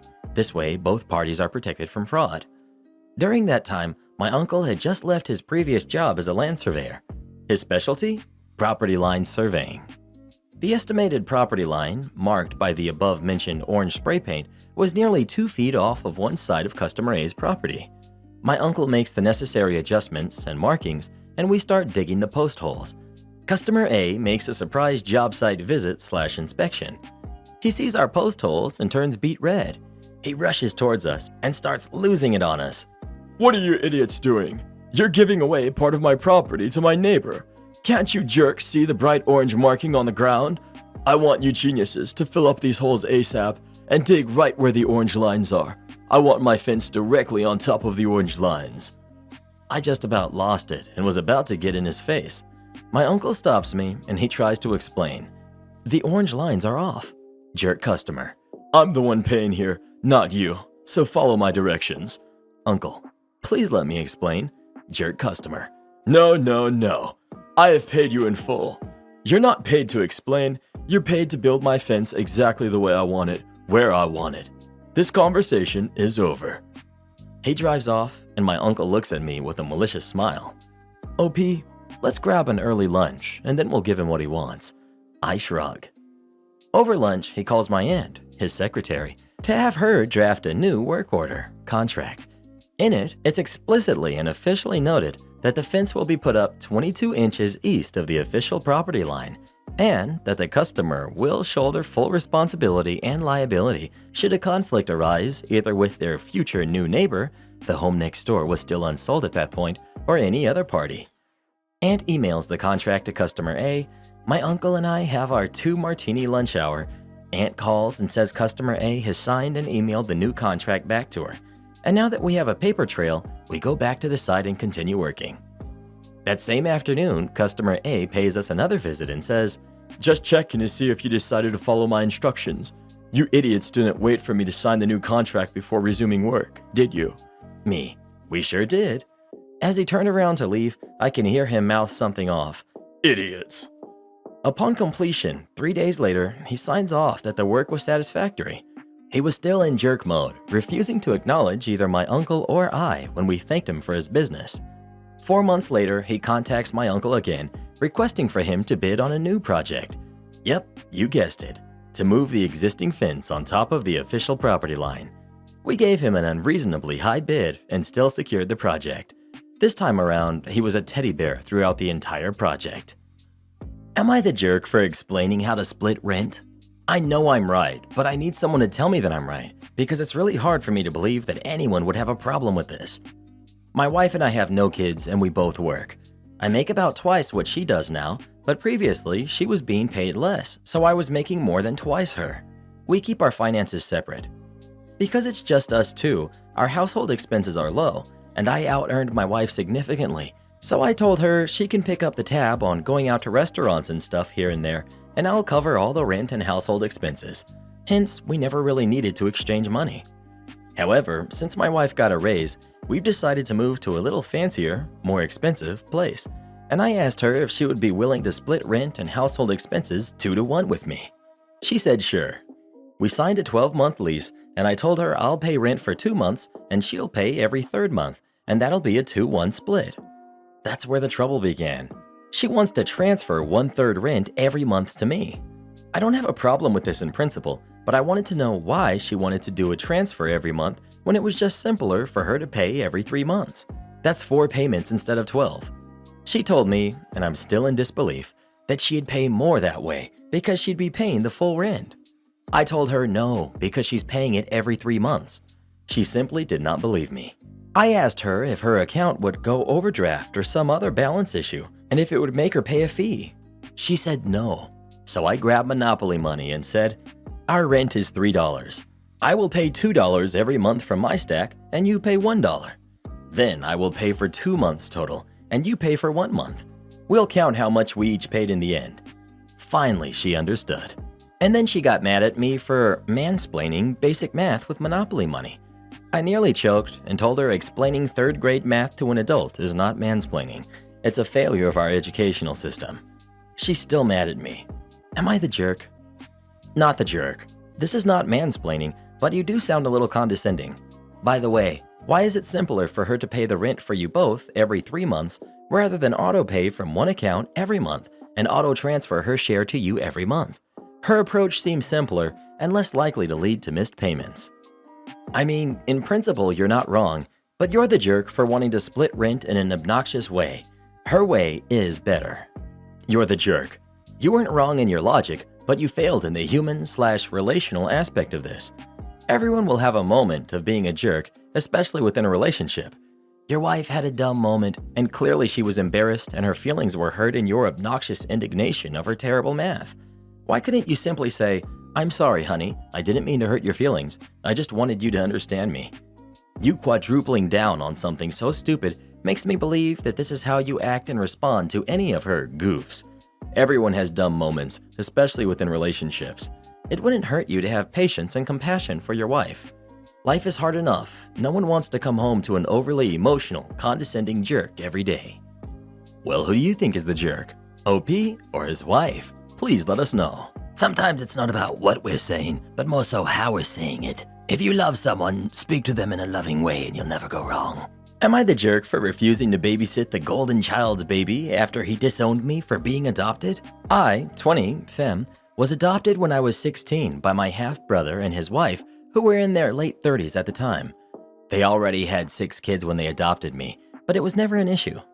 They have treated me like their own kid since they met me and later adopted me. So did all their other kids. Except for one, their golden child, who is only 4 months older than me. We will call him Chad.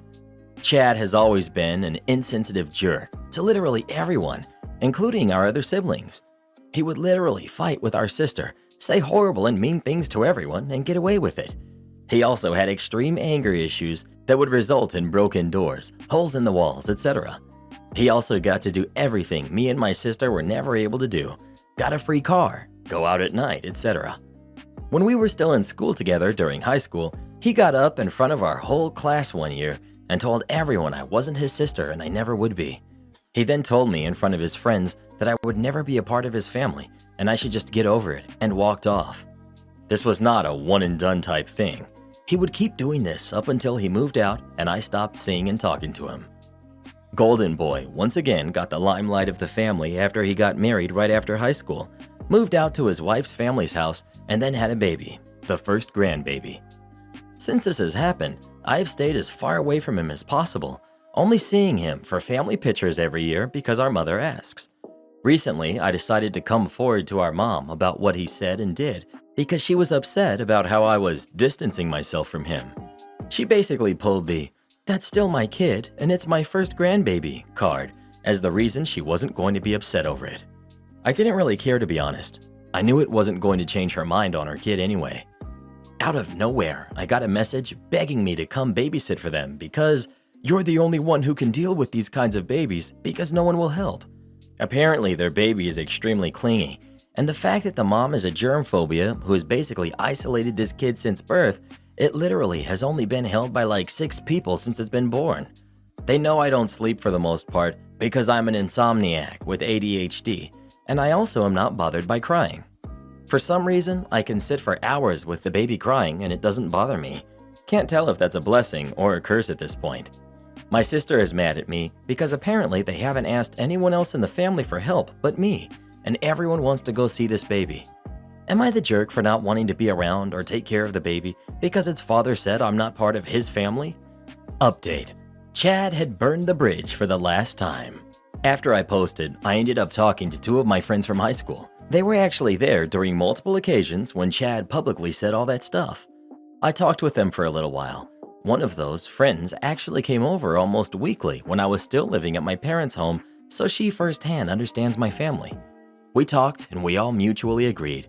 I go this once, see if we can't mend things. If not, I can tell my mom and sister I tried and we are done with the whole thing. And if the whole negative thing with my family keeps up, I will cut them off for good. So I accepted to go babysit. I went over to Chad's house at around 8 p.m.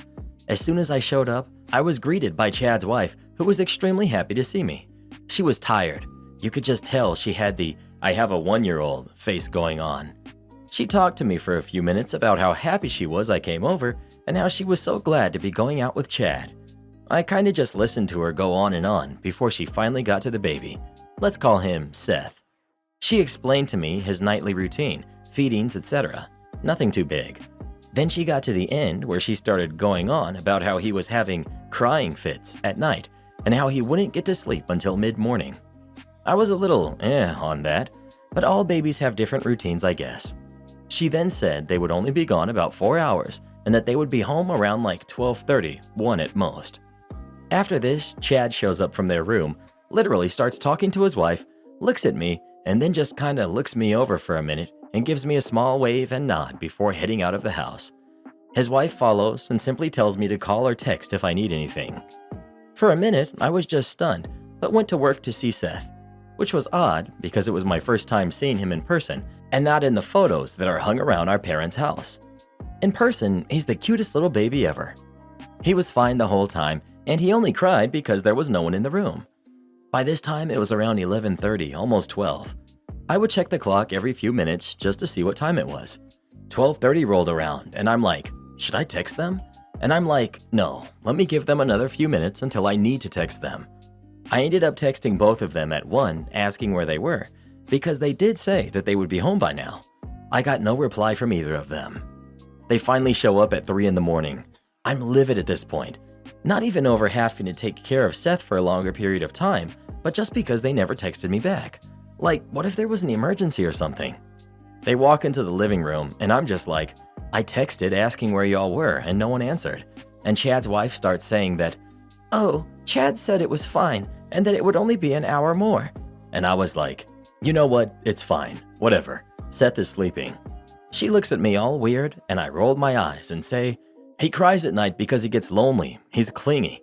Just let him know that you're in the room when he starts crying, and he will go right back to sleep. I started to walk out with my stuff, as I was right about to walk completely past Chad when I turned around and was like, so you aren't going to say anything to me? After I looked after your kid for like 7 hours now? He snorted at me and was like, no, my wife is the one who talked me into this anyway. Upset at this point, I said, so this wasn't, I don't know, possibly a way to be able to apologize for high school? Or maybe all those other times you decided to outcast me from the family?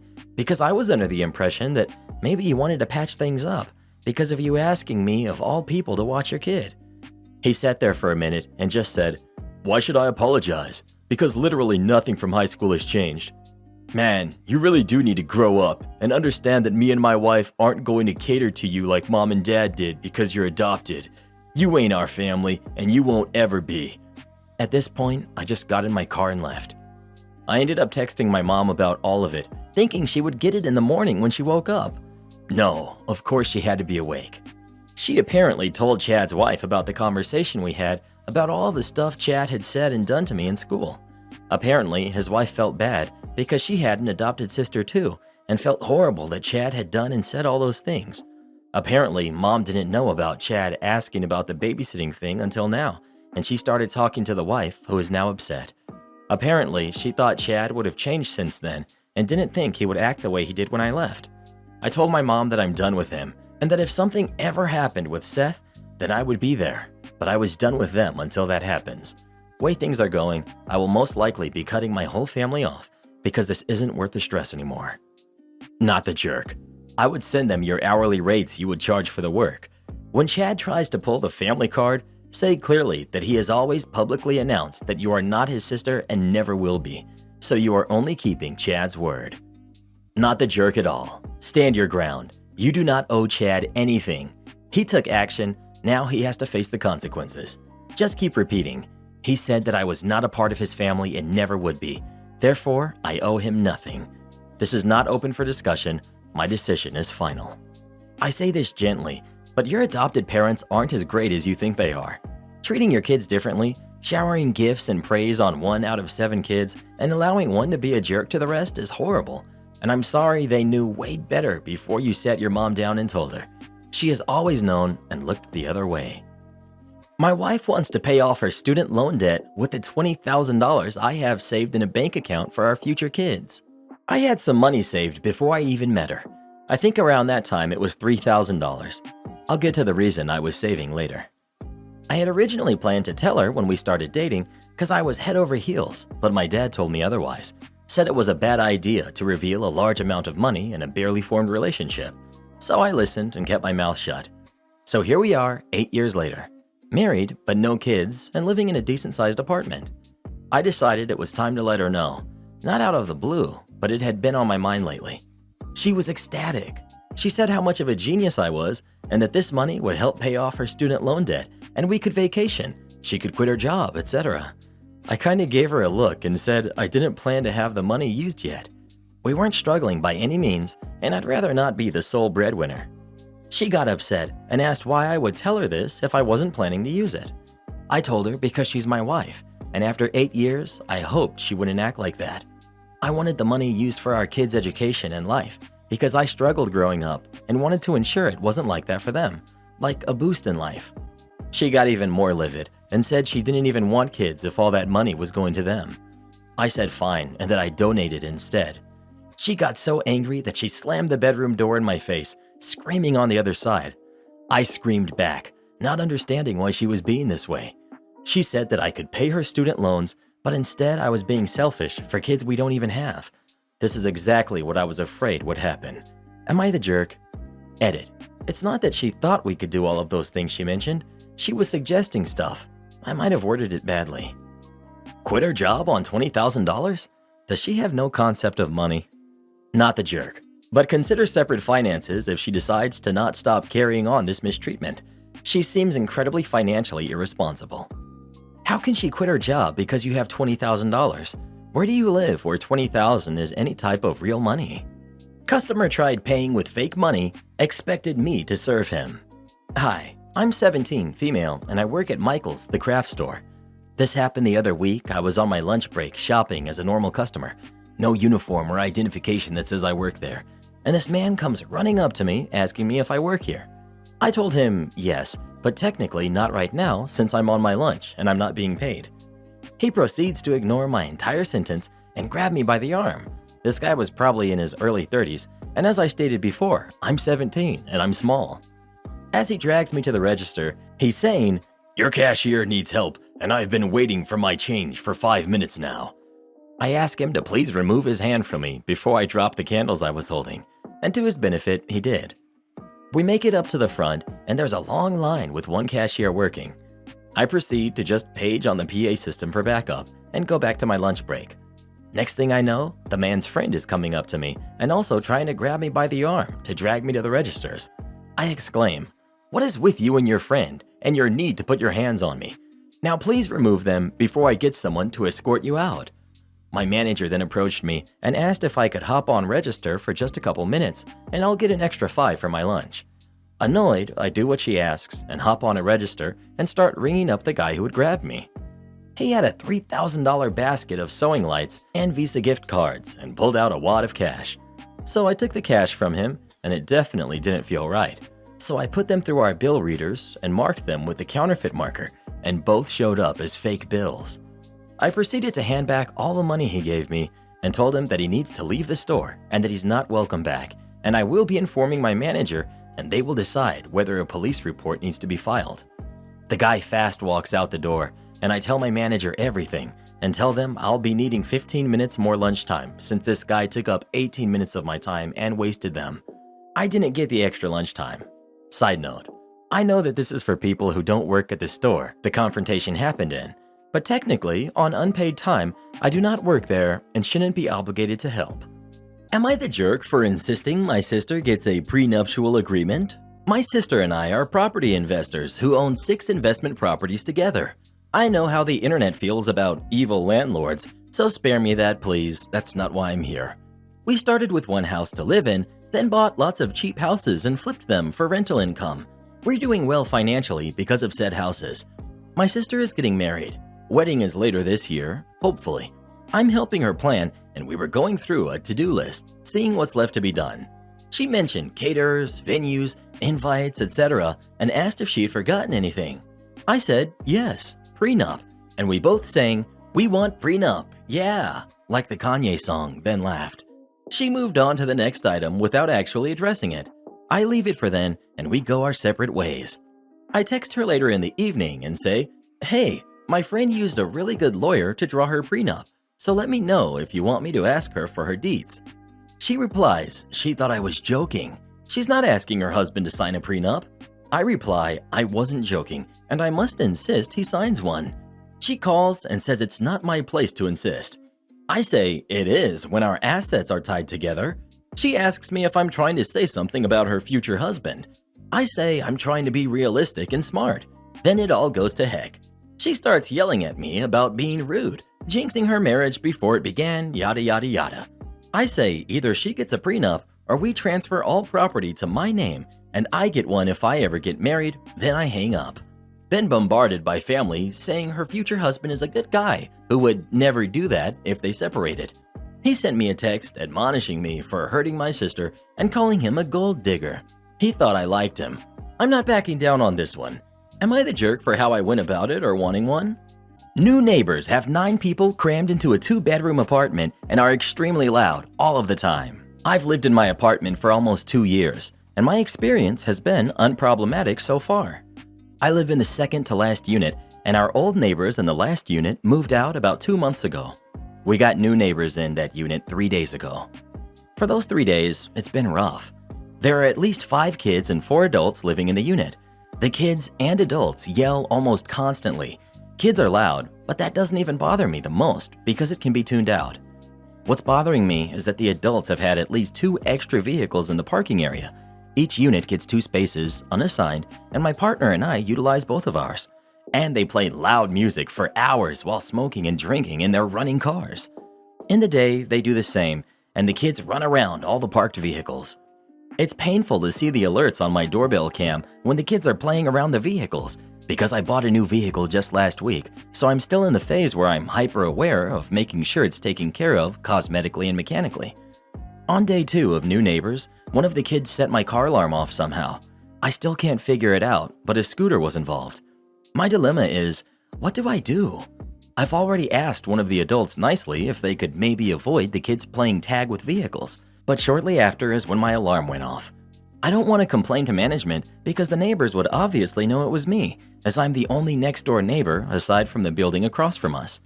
Maybe I'm being dramatic or paranoid, I don't know, man. I really feel like a Karen, but this crap is stressful for me considering I haven't had to worry about this crap since I've moved in. I doubt the management rented to 9 people. Let them know. I agree. In my 2-bedroom place, they only allow a maximum of 5 people. 2 people per bedroom and a 5th person in the living or dining area. They know some people convert the dining room into a 3rd bedroom, so they allow it. But 9 people? Highly doubtful. If your layout is the same as your neighbors, your lease will be about the same. You can check your lease for rules on maximum occupancy for your unit and hope that their lease is the same. Well, what would you do in this situation? Would you report your neighbors to management or not? Please let us know. 9 people in a little apartment? Sounds to me like some of them should be getting jobs instead of hanging out in their cars all day doing God knows what. Am I the jerk for wanting my husband to include our daughters more instead of just our son? I have 3 kids, 2 twin girls who are 8 and 1 son who's 5. My husband had always preferred having a son, but he remained neutral when our first 2 were daughters. Don't get me wrong, he loves our daughters, but somehow he has this poor misunderstanding that they would not be able to enjoy the things that he likes and leaves it to me to bring them out or engage them. Before, he at least used to involve them in fishing or soccer and his other hobbies, but after my son was born, my husband completely stopped engaging my daughters in his hobbies and only involves our son. He leaves the bulk of it to me because they have more in common with me. I involve all 3 of my kids equally in whatever I do, be it sports or gardening or even teaching them coding. I'm in tech. It's quite disheartening to see the indifference, and I'm worried that they will catch on to the idea that they are lesser than. I have communicated multiple times and suggested that when he takes our son out to fish or do sports, he brings our daughters too so that they can learn. But he says he prefers one-on-one bonding sessions with our son and he can't change his parenting style. Our daughters are athletically inclined as well. I used to be in competitive tennis for most of my schooling years, and I train both of them and my son every Saturday or Friday, depending on my free time. Last Saturday, there was a community football game which was set up as part of a charity with a mini carnival. I was shocked to find out that my husband bought only 2 tickets for him and our son, even though there were plenty available for our daughters to join. Even if he believed they wouldn't have enjoyed the game, they could have participated in the carnival. In that anger, I bought 3 tickets last minute and brought our daughters along as well, but sat separate and enjoyed the carnival and game by our own means. Ironically enough, my husband thought I was being condescending by doing that, even though I was giving him a taste of his own medicine. I might be the jerk for reacting like that, but after multiple failed avenues for communication, I decided to resort to underhand pettiness. He also told me after that it is not that he doesn't care for our daughters, but just that he does not have anything in common with them, which boils my blood. Even if, as I said, both our daughters are very inclined in sports and love spending time with their father. Edit. I appreciate the advice and expertise received. I do plan to show this post to my husband. Maybe a multitude of perspectives could do him some good. I have suggested couples counseling before, which my husband was not interested in, as mentioned in the thread below. Regardless, I will try again to convince him, perhaps to get personal therapy too, so that he can work through any issues he might have. After reading through the judgments, I do agree that he might have some biases and misconceptions that he needs to change before it severs the relationship he has with them. I love all my kids equally and want them to have a wonderful relationship with their dad, as I did with mine. I know he can make a change if he tries. Thanks once again. Couples counseling. That's what you two need. He's never going to hear it from your mouth. Your husband is being a jerk to the girls and raising a spoiled, special, entitled son in the process. He will ruin all 3 kids with this crap, not the jerk. OP. I have suggested this idea on more than one occasion. He says he does not wish to partake in it and that it is embarrassing to him and that it would make him look like a bad parent, even though I reassured him that he's not, and that they will only help us through fixing some of his misconceptions about our daughters. He sure sounds like a bad parent to me. Stop reassuring him that he's not a bad parent. He is, and you know it. I feel so sorry for you and your daughters to be with a jerk like him. He is a bad parent. My dad played a lot with me. We played with Legos, we built things, I helped him fix stuff around the house. Your husband is reinforcing an outdated social construct. It just makes me angry for you. Well, who do you think is the jerk? OP or her husband? Please let us know. Am I the jerk for correcting my ex-husband's new wife when she made assumptions about why our marriage failed? I'm 48, female, and was married to my ex, Jim, who's 49, for 20 years. We have 3 kids who are 22, 20, and 18, and have been divorced for 5 years. Both of us are now remarried, but we maintain a good relationship for our kids and because we do like each other. We divorced because Jim was a bad husband and not a great dad when we were together. Jim worked long hours to build a wonderful career while I had to neglect my career to be there for our kids. He didn't truly understand until it was too late. He provided for us and still does provide for our kids. I'm grateful for everything he did, but admit that I resented him during our marriage because I had to watch his career take off while mine, the same career, stalled. For a little more context, I married a mutual friend, David, who's 50, of Jim, and me. We were both divorced, no cheating was involved, and my ex have never had an issue with it because he knows that we didn't cheat. We both had a conversation with him at the start of our relationship, and he was actually happy for us. 4 years ago, Jim met Kara, who's 34, and they got married 2 years later. It's her first marriage, and they had their first baby last year. As I mentioned, Jim and I have a great relationship that includes monthly dinner with our kids and just us. We've been doing this since we separated 6 years ago, so our kids understand that we are still a family, and it allows our kids an opportunity to share things with their parents and siblings without anyone else. The issue came up on Easter, and I'm not sure if I'm the jerk or justified.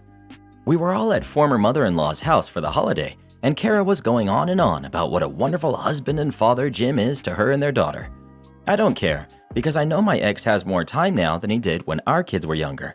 I didn't really say anything until Kara looked directly at me and asked in front of the entire family why I ever gave Jim up. She also made a comment about me being too busy falling in love with my husband's best friend. I simply looked back at her and said, "You know, Kara, he wasn't always a great husband and is only so wonderful now because I was willing to make a ton of sacrifices so he could have a successful career. But don't worry, you are very welcome for that." Almost everyone laughed, including Jim, but Kara was upset and texted me later that night to tell me how hurt she was that I insulted her and her husband at Easter dinner and said I shouldn't have even been there. I ignored her text at first, but she called the next day to continue the conversation. The conversation eventually turned to me explaining that my marriage to Jim and her marriage are very different, and while I am happy that they are happy and have a great life, She doesn't get to rewrite history or comment on the type of husband Jim was to me. I reminded her that Jim and I have spent many years working through our crap, and while she may think she's funny, she just comes off as insecure. So, am I the jerk? Not the jerk. It was pretty audacious of her to assume the demise of your relationship with your ex was entirely on your shoulders, not to mention very insulting to accuse you of cheating. She needs to grow up and take responsibility for her words, especially as a mom. OP, thanks. Her comment about my husband was very odd considering we did not live in the same city when my ex and I split, and she knows that. Also, your ex-husband knows, or that's the way it came off, that he was a crappy husband and father. He even laughed at what you said. He's changed, good for him, but that doesn't negate the past, and for someone who wasn't involved, his new wife sure thinks she knows a ton. Not the jerk. She can dish it out, but not take it. This was absolutely none of her business. She had no right to make this comment at that dinner, nor to follow up with a text or a call. She's 34 going on 12. Yes, she is insecure. Well, who do you think is the jerk? OP or husband's new wife? Please let us know. Am I the jerk for getting mad at my mom for making my girlfriend sleep on the floor? My girlfriend, Rose, and I have been together for 4 years, and she's 5 months pregnant with our first kid. My mom seemed to really like Rose, or at the very least tolerated her. But after we announced that we were expecting, something definitely switched in her. She's become extremely rude and disrespectful towards my girlfriend. She makes passive-aggressive comments at every chance she gets. I've had to take a step back from my mother until she fixes her behavior. Rose had gone to visit her family, who live far out of town. It was a very last-minute trip, and she drove herself to the destination and back. Unfortunately, at around 6 p.m., her car broke down, and she was forced to pull over. Fortunately, my brother, Chris, who's great with cars and lives about an hour and a half from where Rose was stranded, was willing to pick her up and sorted everything out. I was out of the country, so I'm grateful that my brother sorted everything out for her. Chris moved back in with my mom about a year ago. Obviously, the situation wasn't the best, especially considering the tension between Rose and my mom that exists for no particular reason, but I hoped my mom could put her pettiness aside for at least a night. It was too late for Chris to drive Rose back home, so my brother told her that he would drive her back tomorrow morning. An arrangement that my mom seems to not like, but one that she managed to keep her mouth shut about, my girlfriend tells me. Rose helps prepare dinner, wash up, and actually engage in a decent conversation with my mom for the first time in ages. However, they mostly avoid each other. Chris goes to bed earlier, leaving my mom and Rose. My mom lives in a 2-bedroom apartment, and since both bedrooms were taken, Rose assumed that she would be sleeping on the couch. She apparently assumed wrong. My mom gives Rose the thinnest blanket ever and basically screams at her, telling her that she has to sleep on the floor to not ruin the couch. She tells Rose to make do with the pillows on the couch and the blanket that provide zero warmth. Rose thought about protesting, but ultimately decided against it. According to Rose, my mom kept opening her door to check if she was sleeping on the couch, so she couldn't even try to sleep on the couch. At 5 a.m., Chris found Rose on the couch and let her sleep in his bed. He ended up telling me, but told me to not make a big fuss about it. I did the exact opposite. I called my mom, very angry, and told her that she was disrespecting her so badly. She tried to defend herself by saying that she didn't do anything wrong, but I refused to hear any of it. Chris agrees with me, but told me that I shouldn't make it a fight. I feel like I'm losing my mind. Am I the jerk? Not the jerk. Listen closely. Your mom is feeling threatened because there's another woman about to become a mom in the family. This feels like her role is being taken away and will lead to worse behavior. You have to have a zero-tolerance policy for this. Sit your mom down and tell her that she will always be your mom. Also tell her that if she continues to treat your girlfriend this way, it will damage her relationship with you, so she needs to knock it off. Good luck, OP, and be firm in your boundaries. Lost in IKEA. I guess I'm your guide. I had been going to my local IKEA to pick up bookcases, bedside tables, and whatever else I needed for my new apartment. It's about half an hour away, so I've been going after work, still dressed up in work clothes. My job is an office situation, and I wear a shirt and tie, so I guess I can't blame the confused-looking old-timer who accosted me in the as-is section. Old-timer. Do you work here? Me. Nah, I just dress up. We share a laugh, and he looks disappointed and lost. I guess years of retail work have broken me in, because I then continued. Me. I can try to help if you like. What's up? The old man looks thankful as he pleads. Old-timer. How the heck do you get out of here? I'm not sure why, but in my absurd mind, I like to imagine that old-timer might have been a young man when he first entered the store, and that he had been subsisting on meatballs and sleeping on display sofas as he wandered endlessly. He was so close to the exit, of course I had to help him escape this Swedish purgatory. Me. Oh yeah, I can help. Follow me. I politely walked him to the exit. He thanked me and was on his way into a world much different than the one he knew when he first ventured into IKEA. Sadly, they did not have the Billy bookcase I wanted, so I got the Kallax ones. But at least I did a good deed and used my weird middle management vibes for good, and not for evil. If you're out there, old-timer, I wish you well. Not as an employee, but just as a helpful human. Am I the jerk for not being grateful to my parents? I don't have a great relationship with my parents. Growing up, they were very cheap and often saved money to the detriment of my health. I needed fillings as a teenager, and they didn't want to pay for it, so they just told me to brush my teeth more. The cavities became infected. I was crying and begging my parents before they got me to a dentist and I needed a root canal.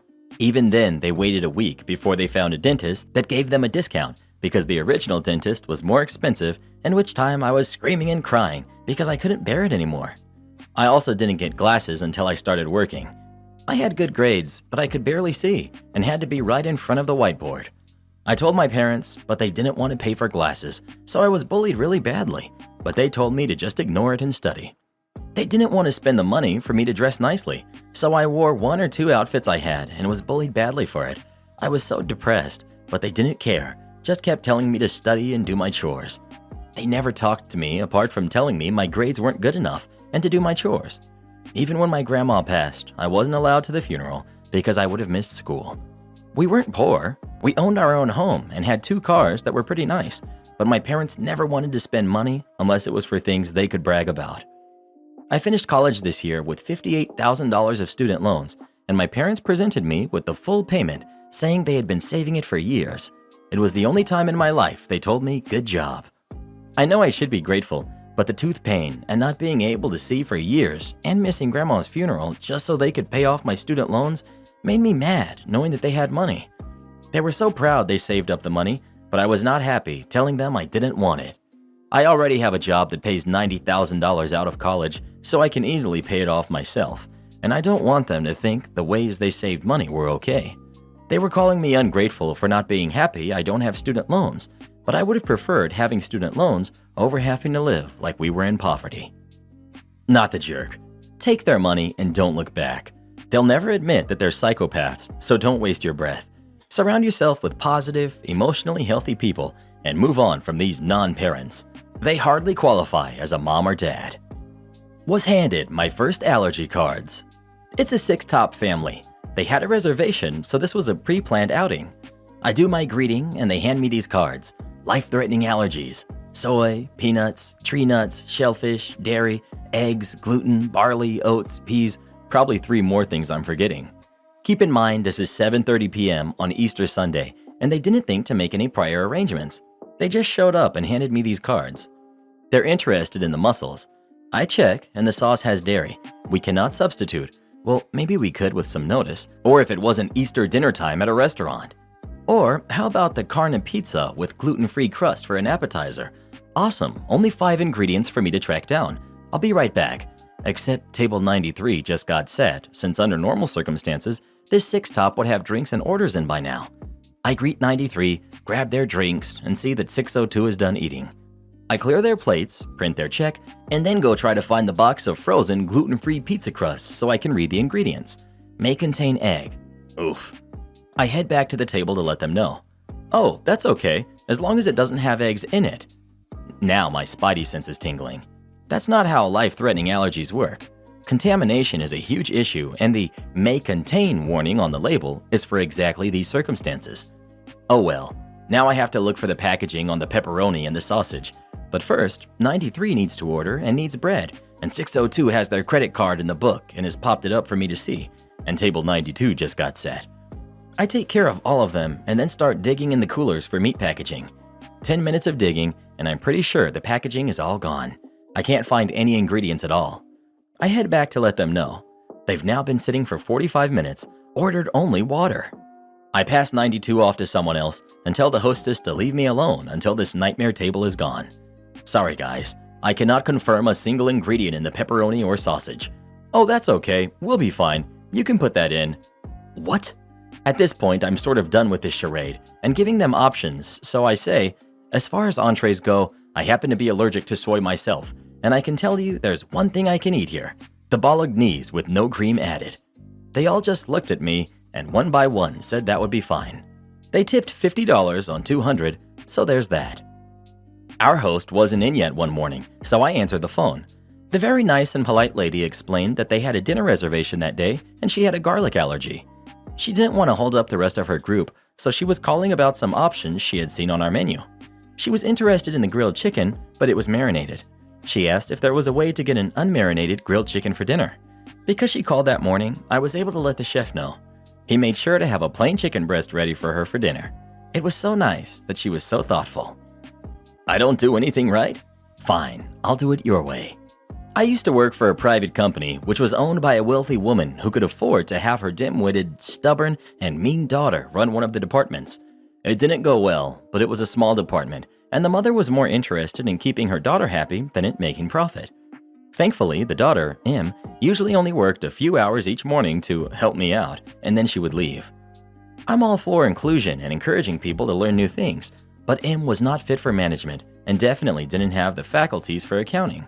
She would help me, and I would wait for her to leave so I could fix it, writing legible notes, sending notices, giving customers change and receipts, posting past due notices, etc. This went on for 3 years until I found a better job and gave 2 weeks' notice. Em was livid. She felt like it was a betrayal. Em started staying all day to do any bookkeeping. She started talking to coworker and customer alike, telling them I don't know how to do my job. I do everything wrong, and it's all my fault we weren't a better department. She would do this in front of my face too, pulling someone aside to talk in stage whispers. I can't do anything right? If you say so, I'll stop doing things my way and only do what you explicitly ask for.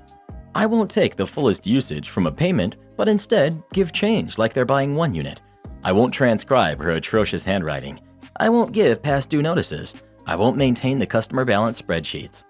By the end of my last 2 weeks, they had switched from using Excel to using a spiral notebook to log customer payments, gave away the laptop with the old notes and customer contact sheet, and forgave any outstanding balances because Em insisted my notes were wrong, meaning they lost a couple $1,000 and clients would have no way to contact them unless they came in person since our department didn't have a designated phone number. But remember, I never do anything right. She was condition setting. See, you were supposed to stay forever to do the work and for whatever pay you were getting so that she could work a few hours and go play with her friends and pretend that she had a real job. When she realized you were quitting, she realized she'd be done for because she was supposed to be learning all the time you were there, but went to play instead. So she started doing this so anything that went wrong after you left would be your fault and not hers. This is an unfortunate commonplace business practice. Karen, future mother-in-law, was wearing my fiance's engagement ring. For context, I, 30 male, and my fiance, 28 female, got engaged 2 years ago, and we have a nearly 2-year-old son. And to help her mother out, we moved in with her over 2 years ago because she couldn't pay for her house herself. And my fiance said a bit of support would be nice when the baby came. Ever since we moved in, you can't actually have anything to yourself. Food, snacks, the TV. Once she was wearing one of my hoodies, so I literally can't have the clothes on my back. But one thing we put the foot down on was her engagement ring. The day I gave it to her, she insisted on trying it on. Fiance said no multiple times. Future mother-in-law went far enough to try to take it from her hand until I physically took her hands off my fiance and told her to back off, and then told her that ring is her daughter's and no one else will be wearing it, trying it on, or anything else, and that we really feel it's disrespectful and bad luck to wear someone else's engagement ring. It was brought up constantly over the next 2 years. She never gave up. But last night was where it blew up. My fiance was putting on fake tan in future mother-in-law's room. It's only a 2-bedroom house, and I was putting the little lad to sleep, so she couldn't go anywhere else. And she naturally took the ring off to put on her tan and left it on the side locker. After I got my son asleep, we went downstairs and future mother-in-law went to bed.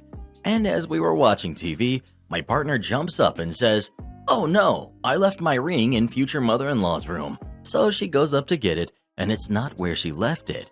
So she woke up her mother, and before she asks, she sees it on her hand while she's asleep. When she told me that's where it was, that was the straw that broke the camel's back. I shouted at her that the level of disrespect we suffer around, there's a lot more that I can't fit on this thread.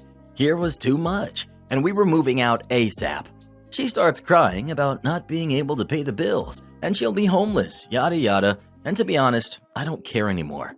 Because not once did I hear an apology from her breaking the most clear boundary I have set for living with her, and for upsetting my fiancé. It's a superstition in her family that if someone wears the ring before the couple gets married, that the marriage won't last. Also worth noting, future mother-in-law has a lot of warts on her hands, at least 20, from poor hygiene that she's been told by her doctor are contagious, but won't get treated. So, am I blowing this up a bit too much or what? Am I the jerk? Edit. Just to clarify on the wart thing, I know they can only be spread by broken skin, but she has so many due to poor hygiene and is constantly picking at them, breaking the skin and making it worse. Edit 2. I said we moved in with her so my fiance could have support with a new baby, but we don't trust her with our son. After a few times, she watched him and left him in dirty nappies and neglected him. She hasn't been on her own with him since he was a couple of months old. It was just a reason we moved in that didn't work out. Strict compliance leads to a company collapsing. I worked for a major government contractor for a government agency. If I named the agency or location, it would be pretty obvious to people with long memories and an axe to grind. I'd risen up through the ranks because I have a good technical knowledge and I have a knack for seeing a big picture view of big projects and seeing potential problems. I was very good at what I did. Many managers didn't like me because I pointed out problem areas, over 75% accuracy, and I stated facts without regard for management politics. I didn't suck up. Some managers gave fair-haired boy, a suck-up, credit for my work, which I'd done before fair-haired boy was even working on the project. Then they desperately needed my technical expertise on a very large procurement, 8 digits. I wrote most of the technical specifications, identifying risk areas and the consequences of bad procurement decisions. Fair-haired boy dismissed my arguments as no big deal, and we can work around that. So management ignored me and ended up buying inadequate equipment. I was reassigned again, and fair-haired boy was given what should have been my job, with a promotion and a big raise.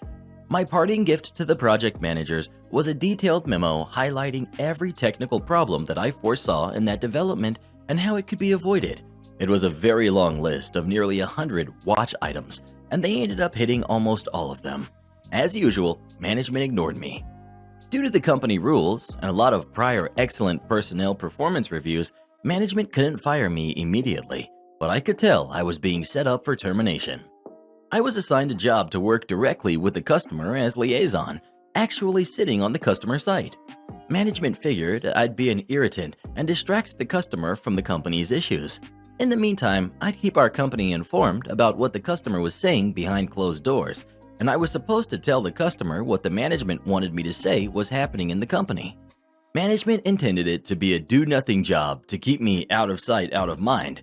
I don't do nothing jobs. I took it seriously. But after a couple of months, management told me in no uncertain terms that I was not permitted to answer the customer's questions about what was going on inside the company on the project, and that I was not permitted to talk at internal company meetings where the customer's needs were being discussed. I was muzzled and set up for failure, or so they thought. Now comes the malicious compliance that ended up with revenge. When asked by the customer, instead of X or Y is happening, my response was pretty much like, I am not permitted to tell you whether the project is significantly over budget, and management won't let me tell you whether or not the company is dropping design requirements for features A and B.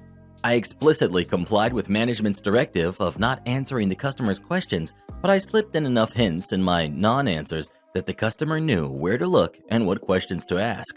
The customer also kept meeting minutes and often recordings which always reflected that I did not answer questions about the subject under discussion, which was technically the truth. This was very critical later. Eventually, management couldn't hide that the project was way late and over budget, which didn't surprise the customer thanks to my hints. The customer ripped the company a new one in their periodic contract performance review. Note, on government contracts, it's very difficult to get a low performance score, really difficult. The company got a very low performance score. It was ugly, and the company lost a lot of contract bonuses, which would have been a big part of profits and management bonuses. And fair-haired boy was under such stress trying to solve the problems that I'd warned him about that he had a major heart attack and retired from medical disability at the age of 42. It was a bad heart attack. Naturally, management wanted me to be the scapegoat so they'd get to fire me, but the customer liked how I worked, and they protected me with very careful language in their performance appraisals. Basically, that the task I was doing was the only task in the company that was performing effectively, and everything else stank to high heaven. Upper management didn't dare fire me, or they'd anger the customer even more than they already had, possibly to the point of having the contract taken away for non-performance. One particularly nasty manager who really hated me had to give me a significant pay raise and bonus because of my work.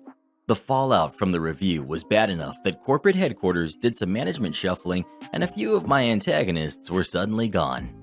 The raise and promotion ended up not mattering because the customer hired me directly working on the same project but on the government side.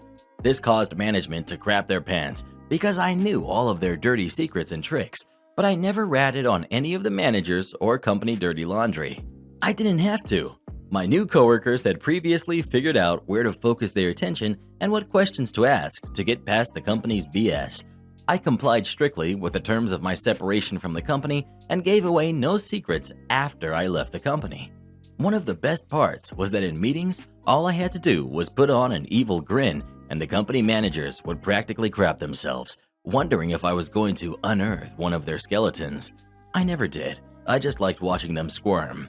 They got paranoid about being caught trying to lie to the government that they were admitting bad news up front. Because of bad performance, the management admitted it got even worse for the company. They decided to try letting their legal hounds on me for violating company non-disclosure agreements, but the customers' meeting minutes proved that I hadn't. The contract was restructured to eliminate several blind spots the company had used to their advantage. The customers' oversight of the company rose significantly. Profit margins on the contract shrank. Several of management's favorite employees suddenly had resumes on the street because their protection was disappearing.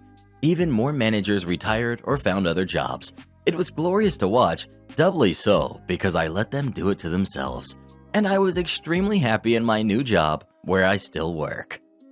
HOA neighbor keeps harassing me, finally gets a taste of her own medicine. I bought my first house in 1999 and I wanted DirecTV. I put up a satellite dish, which happened to be behind a privacy fence. I also knew the FCC ruling that HOAs couldn't prevent you from putting up a dish due to some issue with home builders who would make shady deals with cable companies to force homeowners to go with a specific company. I figured I wouldn't have any issues since it was behind a fence anyway. I got a knock at my door the next day, and it was my neighbor from across the cul-de-sac, telling me she's on the board of the HOA. "Your dish is in violation and must be removed." This was my first encounter with her. I politely explained the law as I knew it and told her to have a nice day. We didn't speak again and she ended up moving out soon. Well, it turns out she didn't move out and was just renting to some other lady that I never spoke to, and the HOA lady moved back a year later. There was an easement behind my house which was properly mowed when I moved in. I would hit golf balls down there with my wedge, and my neighbor was into archery and used it as his range. By the second summer I lived there, it was overgrown and an eyesore. I couldn't even see the creek just behind my house anymore. One weekend, I borrowed my dad's utility trailer, and I spent 3 days clearing out our little section behind the houses, hauling all of the debris away, probably 2 trips a day. My arms were covered in cuts from the briars, and apparently I was also dealing with sumac, poison ivy, and some other stuff because by Monday I was having an allergic reaction so badly that I went to the doctor to get a shot. Laid up in the house all day, and I got a knock at the door. It's the neighbor again. Apparently there's a rule that you cannot store a trailer in the driveway for more than 3 days, and this was day 4. I needed to remove it by the end of the day or face a $500 fine. She handed me a paper listing the rule, and I considered just paying the fine, but instead I angrily drove an hour each way to return my dad's trailer after spending half the day already waiting in a hospital lobby. I got home after dark. What struck me as odd was that there was a list of things you couldn't store in your driveway: personal watercraft, boats, trailers, etc. The odd part was that motorcycle was listed on there. I don't ride one myself, but I thought it was a totally reasonable thing to keep in a driveway. After I finished all of this work, this woman would routinely walk through my yard without asking, but since she was taking her grandkid to play in the creek, I never said anything, even though it bothered me she never asked. A year or so later, I wanted to sell the house and move into something bigger. I had talked to a realtor already, and I was getting things tidied up to have the house shown. As I was cleaning out a drawer, I noticed that paper the HOA lady had given me, and I remembered the part about motorcycles being listed. You see, the HOA lady had started dating an older gentleman, and he had moved in with her. Turns out he rode a Harley, which was always parked in her driveway. She was home, so I walked over there and politely informed her about the violation. The next day, the motorcycle was parked on her back porch, the one she bragged about to everyone who would listen, so she could tell them how much it cost. I laughed to myself, but then I remembered the part about it needing to be behind a fence. Another knock at the door, and within a few days, a fence company was building a 6-foot privacy fence which completely hid her fancy new deck. My realtor had been on my case for at least a week about needing to put up a for sale sign, so as soon as the fence was finished, I told her it was okay. I sold the house quickly and moved out at the end of the month. Oh, and by the way, the fence was completely hideous and looked out of place because of the way her lot was shaped. Am I the jerk for saying no to my boss after she asked me to watch her kids this weekend? So I'm 22, female, and my sister is getting married this coming weekend, and I will be gone Thursday through Sunday. I've had this known that I was going to be gone for 7 months. 7 months. I would even remind every month or so, just so I knew that she knew. I nanny 2 amazing kids who are 6 and 8. This is the first time I have ever asked to have some time off. My boss has always been like, "Oh yeah, sure, sounds like a beautiful wedding." However, I got a text 2 hours ago saying she really needed me this weekend and she couldn't find anyone else. I was upset, but I know how to act calm since, it's my job to stay happy and calm. I texted her back a quick apology, but said I really didn't want to miss my sister's wedding as she's my only sibling. Well, boss woman went off the deep end and said that if I didn't show up to watch her kids this weekend, that I won't have a job come Monday. I replied with this exactly. "Look, I'm so sorry that you're having a hard time looking for someone to cover. I can reach out to a few nanny friends I have and see if any of them would like to pick this up. This is a once-in-a-lifetime moment for my sister, and if it means I will lose my job, then sadly I will have to accept that. I love this job and your kids, and I hope we can work something out. I think it would devastate them, but you do what you need to, and I will accept that." She threw a few insults at me and said I'm abandoning them. I don't know what to do.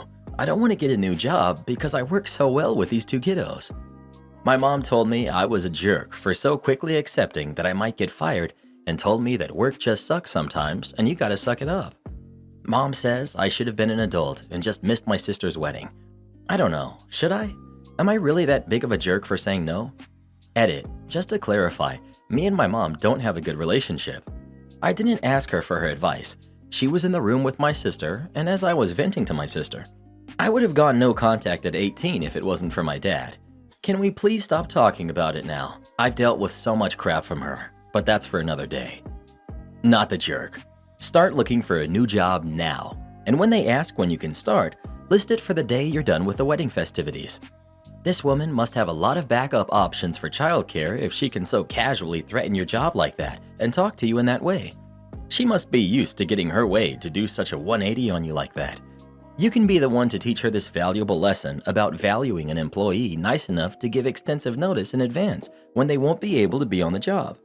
After all, you gave her plenty of notice along with reminders, and the fact that she's in the lurch now is because she didn't respect you and your personal time enough to make plans for this time months ago. While it's true that you do sometimes have to suck it up as an adult, that time is not when you've given your employer more than half a year's notice that you'll need this specific time off. It's very much being an adult to prioritize your sister's wedding over a job that doesn't value you enough to respect that you had arranged this time off months ago. Ugh, it makes me so sad that OP's mom is this brainwashed too. Does she really think OP is in the wrong here?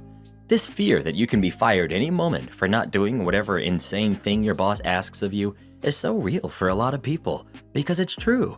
You can be fired at any moment for almost any reason. /no reason in the good old greatest country on earth. I'm glad more people are realizing they don't need to accept this crap. OP, you're part of a changing labor movement. Learn your worth now And don't let your next employer treat you like this. You know it was an empty threat too. What is she going to do on Monday if she fires you? Between that and the yelling and the guilt trip, you know she's desperate for help. Nobody likes being taken advantage of. Well, what would you do in this situation? Would you cave in to what your boss wants, or would you go to your sister's wedding? Please let us know. I'd give that boss a piece of my mind. She'd definitely fire me by the time I was done with her. Won't compensate me for my fence? Then compensate me 100 times as much for my crops. The malicious compliance in this story is not mine, it's my brother-in-law's. Some of the details may be slightly off, but the overall story is true. My brother-in-law grows avocados in California.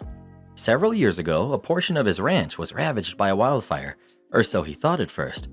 When the smoke cleared, it became obvious that the fire was caused by an electrical line that was blown over by strong winds and had landed on his fence, catching it on fire.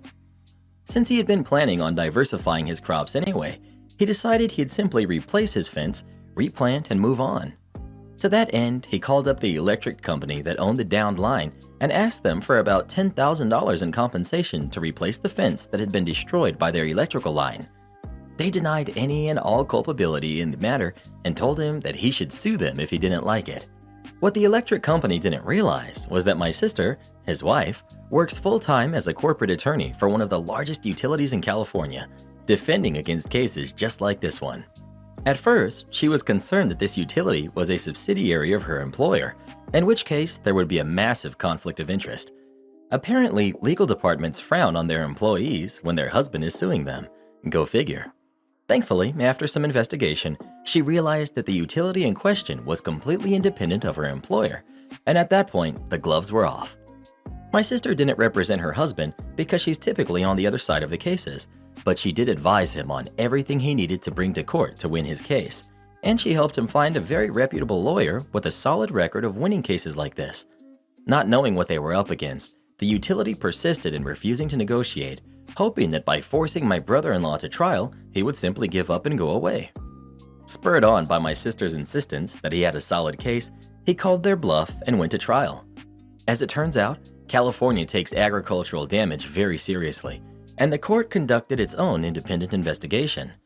It estimated the total damages at around $335,000, which is over 33 times as much as my brother-in-law had asked for initially.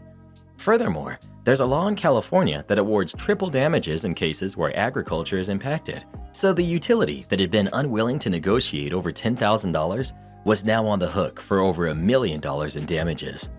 When all was said and done, my brother-in-law confided to me that he would have gladly settled for the $10,000 in arbitration, and that it would have probably taken him over a decade to even sell $1 million worth of crops.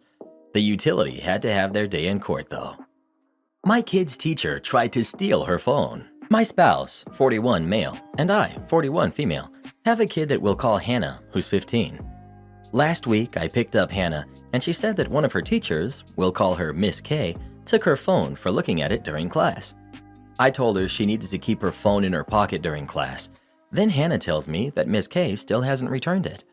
I thought that was a little weird, but whatever. Get it tomorrow. Every day after, Hannah tells me that she asked for it back and Miss K refuses. On Thursday, I sent her an email asking when we can expect the phone back and that I would like her to have it for when she works this weekend. No reply. A whole week of this passes.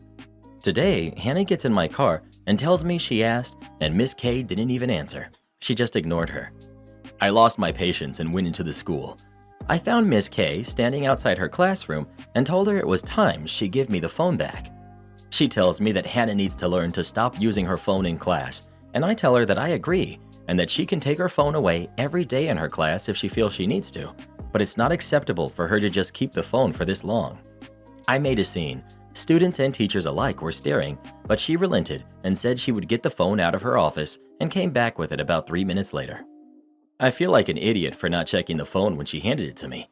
I didn't give Hannah back her phone from my purse until she was done with her assignments for today, and a couple minutes after, she comes back to me in a panic. 2 things were wrong. 1, the screen was cracked and it wasn't before. 2, she had to re-log into her Apple ID, which we thought was odd. She then looked at her account settings and saw a second Apple ID with Miss K's full name and avatar. We think she may have merged the data or something too, because there are contacts we don't recognize on the phone. I lost it. Told Hannah she can't use the phone for now because I'm worried Miss K has access to anything on her end, and sent an email to her demanding an explanation. There has not been a reply. I'm seriously considering reporting her to the administration and having her pay for the screen repair, but my husband thinks that will cause her to retaliate on our daughter, and that I might have overstepped by confronting her today.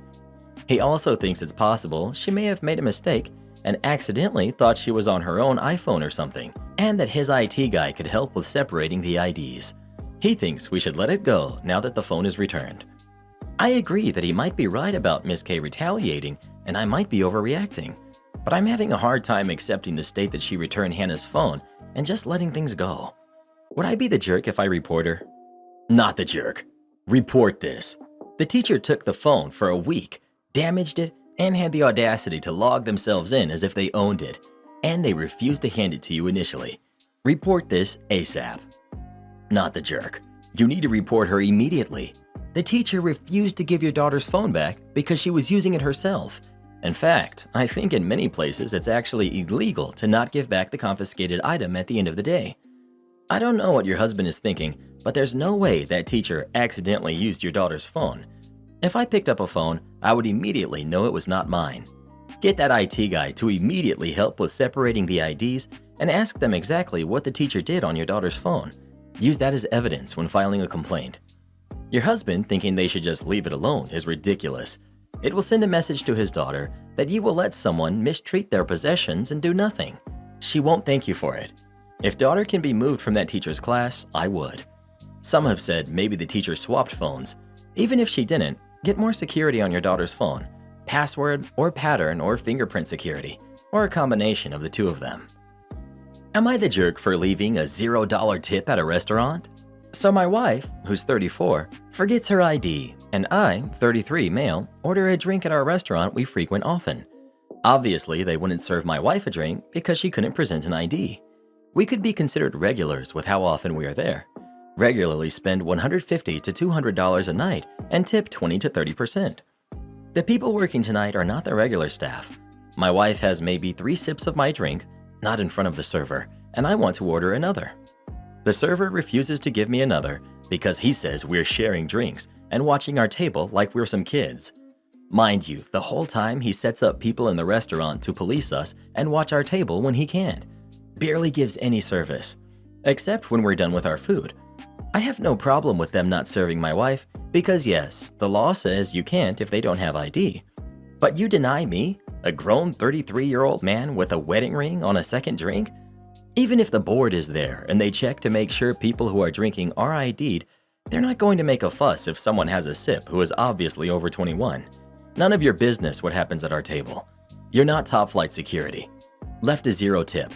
Am I the jerk? You're the jerk. It's your wife's fault, not the server. Alcohol laws are strict, and businesses can lose their license over people like you. Then you leave no tip for someone making $3 an hour because your wife forgot her ID? But he had a wedding ring. He's a big boy. Don't they know you can't get married when you're under 21? OP, you're the jerk. I work in a senior living community, and we have to card guests occasionally. It's just part of the rules. You're the jerk. If you forgot your ID, you can't drink. Your wife forgot her ID. You should have either gone back for it or not ordered drinks. The restaurant could lose its license for serving you without an ID. I wouldn't go back to that restaurant, by the way. You made a fuss over your mistake and then didn't tip. And if you go back to that restaurant, your food will be 80% spit by volume. Wow, I get that OP is a jerk, but why are people in this comment section talking pridefully about committing an actual crime, and one that's particularly egregious in an era of ongoing lockdown in response to no tip? You're the jerk. I was a server for 22 years, and anytime someone no-tipped me, I made sure to let the kitchen know next time so they could add some secret sauce to their food. If you only knew what some of the liquids were that we stored in the back to add to people like you and your wife's food, you'd literally pop open one of the jars and the entire kitchen would gag. Edit. Funny how some commenters are acting like messing with customers' food is such a bad thing. Trust me, I've worked at plenty of restaurants throughout my career, and at each and every one, we knew exactly how to handle customers like you. Well, what do you think? Is OP a jerk or not? Please let us know.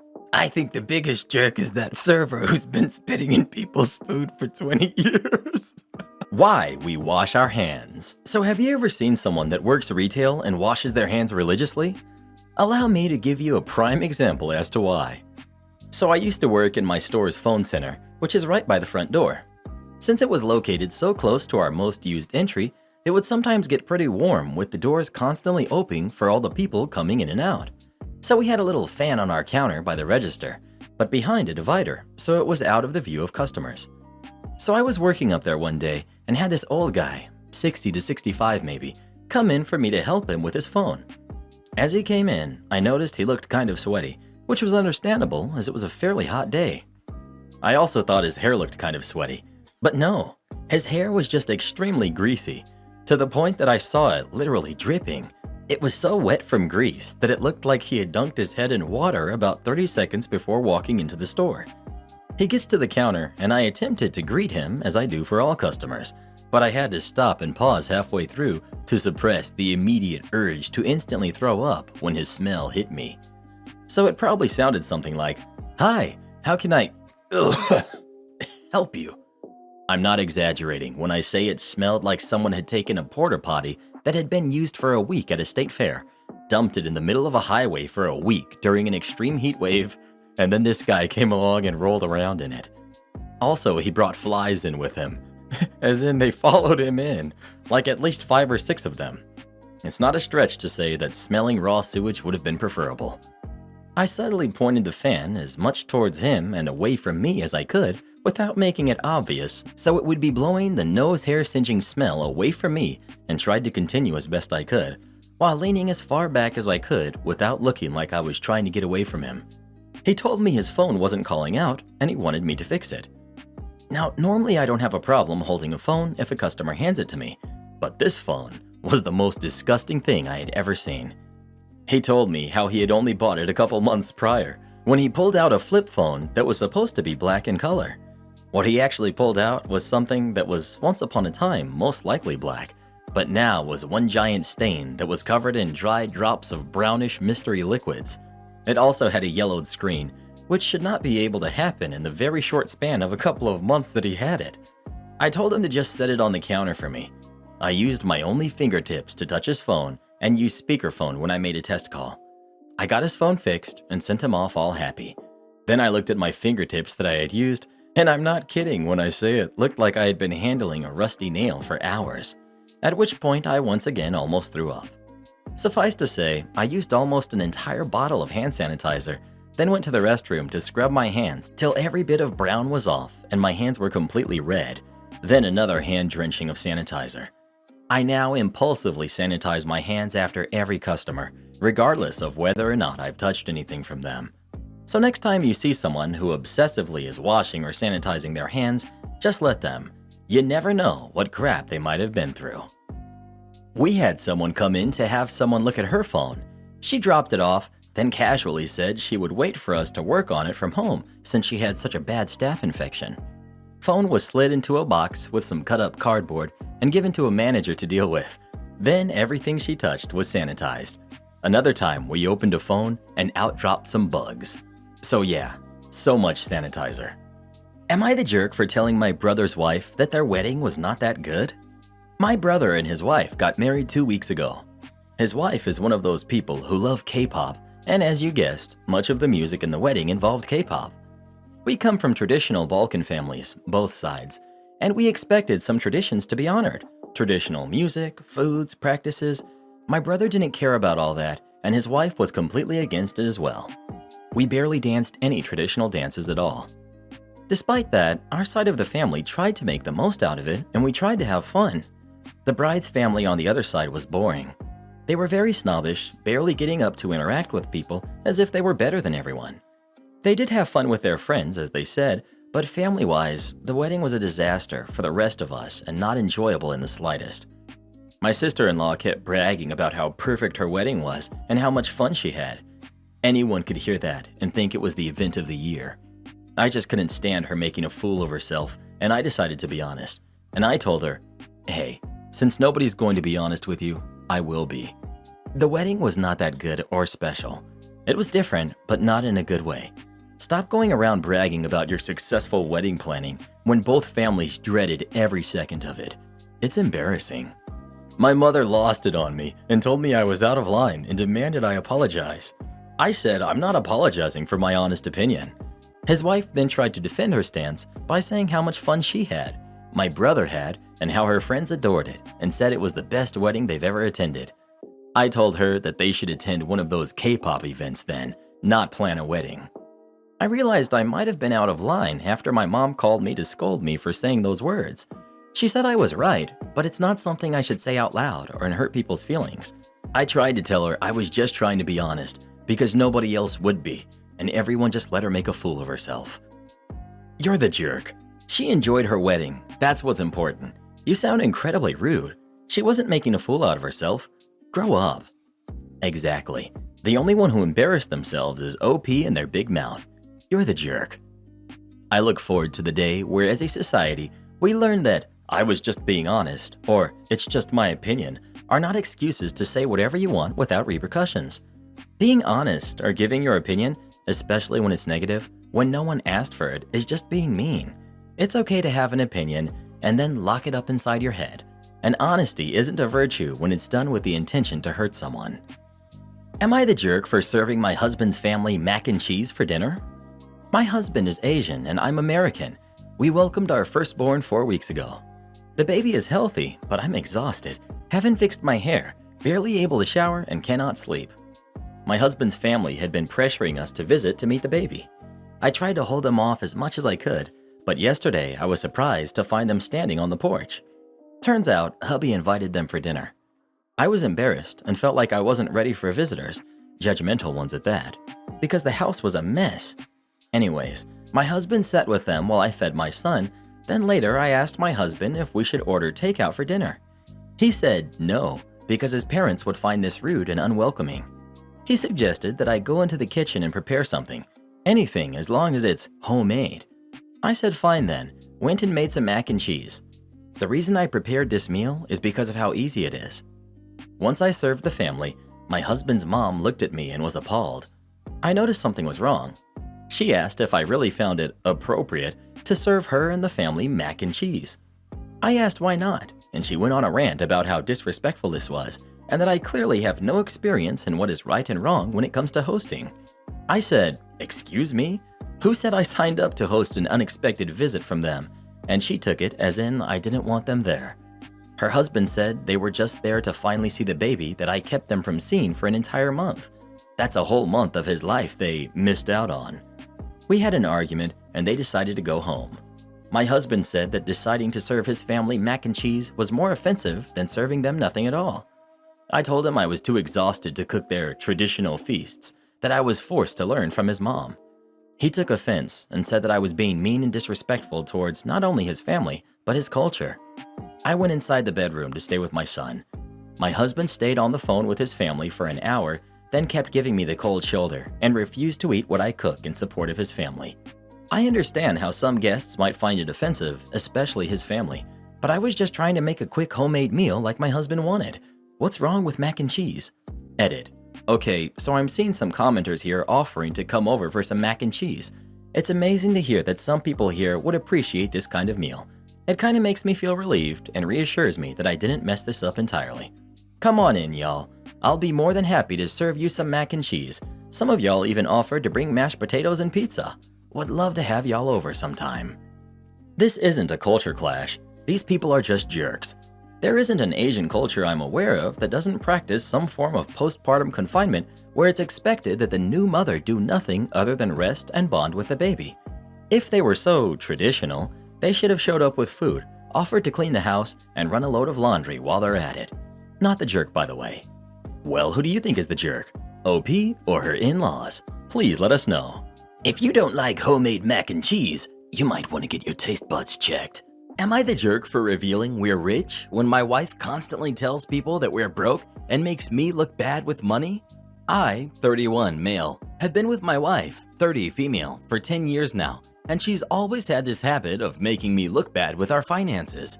Whenever anything regarding spending money comes up, she will always say how broke we are, and she doesn't have the money to do this or buy that. The thing is, we're doing well financially. We have decent jobs, and combined, our salary is roughly $125K per year. As of today, our net worth is more than $1 million, but less than $2. I had saved and invested a lot before getting married, so I gave us a good head start. I control the finances and take the lead, but we both agreed to living a very modest life. We both have our cars from college, for example, Honda and Toyota. She knows everything about our finances because at least once a month I go over it with her every time I deposit money in our investment accounts or our kids' college funds. For banking, we have an emergency fund and I budget everything else to go straight into investments. We basically stay right at $10,000 in our bank savings account and $500 in our checking account after bills. Edit. Most of the time there's more than $500 in our checkings, but once I pay our credit card each month, I then move anything extra. We always use the credit card, so it's not like we only have $500 to spend. Our credit card limit is $25,000. A few months ago, we had dinner with her friends, and they talked about buying a new car. My wife said something like, "I wish we could get a new car, but I'm always broke after paying the bills. We still have our college cars." Edit. Wife does not want a new car. She will go on to talk about if she had money what she would want to buy, and it always makes me feel ashamed. This "I'm broke" story has been happening for years. When we were driving home, I asked her about it. She understood we have the money, but it's how she feels because our bank account is always low. I said I can increase our budget or keep more money in our bank if she wants. Since we are doing well, I'm okay with spending more. She said no and again was happy with our finances. I explained that when she says we are broke, it makes me look bad and I feel ashamed. It's as though I can't provide for the family and/or I'm bad with money. She doesn't see it that way. The same conversation has come up numerous times about us being broke. Recently, I reminded her numerous times it makes me feel and look bad in front of friends and family. I told her if she keeps saying stuff like that, I will reveal that we are doing well with money. I gave her a few reminders I'd eventually do this, but she kept going with the "I'm broke" story. At a dinner with her sister and parents, the same "I'm broke" story came up. I piped in and said, "It's weird to hear a millionaire say they're broke." My wife said, "Haha, I'm not though." And I quickly say, "We are millionaires and you know that. We go over our finances every month." Well, the "I'm broke" story stopped after that and the night went on as usual. A little later, the same thing happens with our friends and I use the same line. Now my wife is mad at me for using that line and revealing roughly how much money we have. She said it seems like I'm gloating. I say it's better than making me look like I'm running us into the ground financially. So, am I the jerk for revealing our net worth when my wife says we are broke? Edit. Final update for now as we have a long weekend planned. Some key points I saw a lot of people talking about and wanted to give answers. I'm pretty open to us spending money and I don't restrict her spending. She has the credit card to spend money monthly. Most of the month we have far more than $500 in our checking, but I move anything above to our investments once I pay the credit card each month. I know I won't have any big expenses then. If I do, we have the credit card limit and the $10,000 emergency cash. We live in a really cheap area and have a low cost of living. We never felt the need to upgrade until we wanted to start having kids. I didn't have to change our lifestyle much to save a lot. My job is in demand and pays well because nobody wants to live out in my area. So after expenses, I take home a lot more than I would living in a major city. Probably 3 to 4 times more net savings annually if I had to guess. She doesn't want a new car and has told me that multiple times. She doesn't like driving and feels comfortable with her current car. She doesn't know what she wants to do when she retires. I know I'll be golfing, games, and eating treats most days. I don't do any of this much now because we have kids, and they will be my focus for a long time. I maybe golf 1 or 2 times a month, and that's the only time I have my treats. I'll speak more with my wife about this. After reading posts, I think she may not feel like it's her money since she never saved much before we got engaged. My eldest daughter refuses to babysit because she's child-free. Should I kick her out? My wife and I have 3 kids. Tina, who's 19, Jason, who's 15, and Allie, who's 14. Late last year, my sister-in-law passed unexpectedly, leaving our niece, Jenny, who's 4, orphaned. Her father is not in the picture. My wife and I, of course, agreed to take her in. It has been a huge adjustment for all 6 of us. Tina and Allie had to start rooming together. Allie is okay with this, but Tina has complained since we brought our niece home. In fact, whenever Jenny does anything typical of a 4-year-old that Tina dislikes, she will loudly and rudely comment that, "This is why I'm child-free and I will never have kids." A few weeks ago, there were big changes in our childcare coverage, and now we lack coverage for about 2.5 hours Monday through Friday. Jason and Allie both agreed to take 1 day of the week for babysitting duties. When we asked Tina to take on the other 3, she refused, stating that she is child-free and means it. I told Tina that if she won't pitch in to help the family by babysitting, then she was no longer welcome to live in our home rent-free. I told her what we would be charging her for room and board, and she had a meltdown. She did a lot of yelling and screaming, but when she realized I was serious about kicking her out if she didn't pitch in, she agreed to take on the 3 days of babysitting. Our relationship has been tense. Tina says I'm not being fair because she has to take 3 days when Jason and Allie only have to take 1 day each.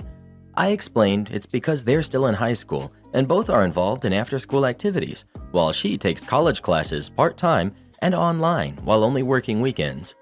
Also, because she is an adult and the other 2 are not. She has also called me a jerk and says I'm discriminating against her beliefs. Am I the jerk for forcing my adult daughter's hand in this? ETA, we can't really afford an outside babysitter right now. This was the reasoning behind charging my daughter room and board.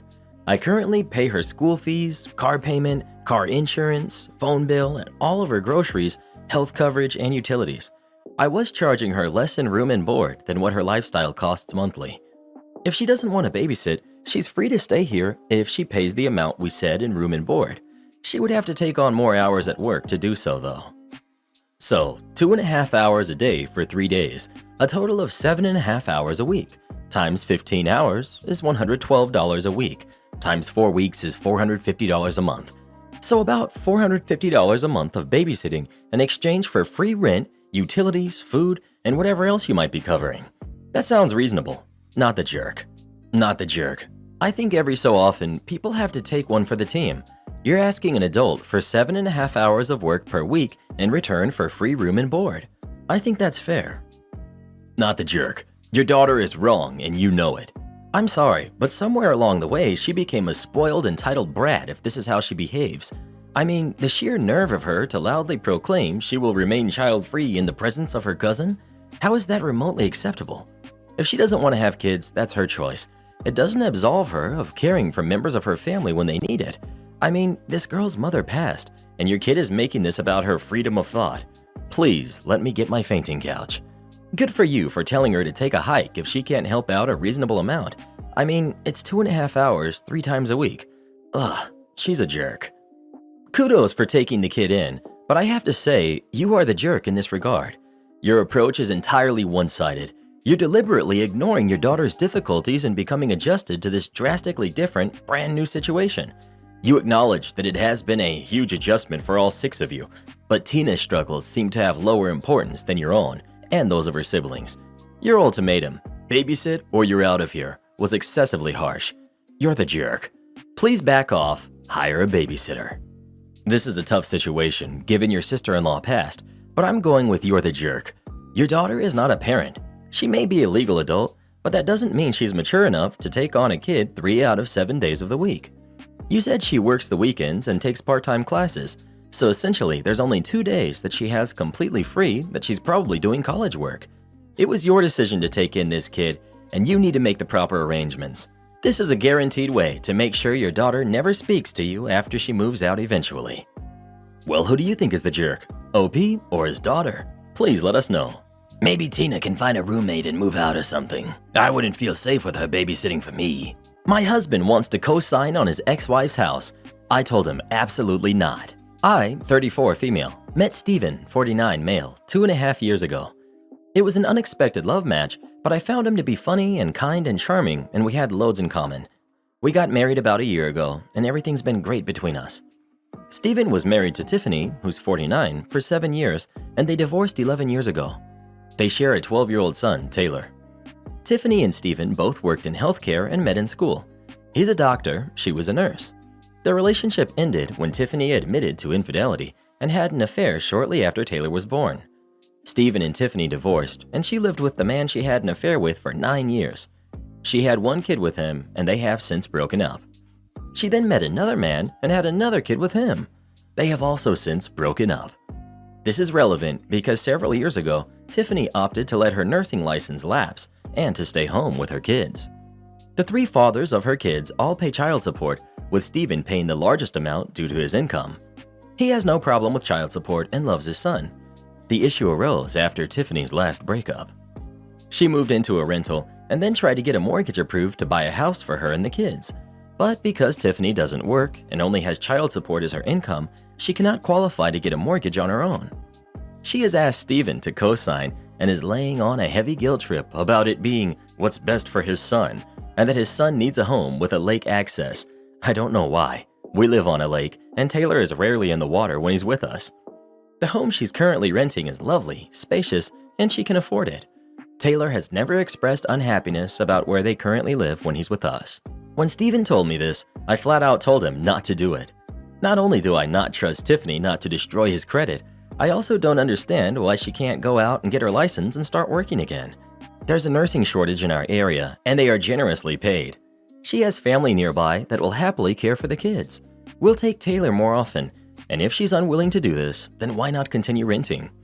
Steven told me I was being harsh on her and that it's understandable that she wants to own her own home. He's also said that he doesn't think she would damage his credit by defaulting on the mortgage. I was married before Steven, but I don't have kids.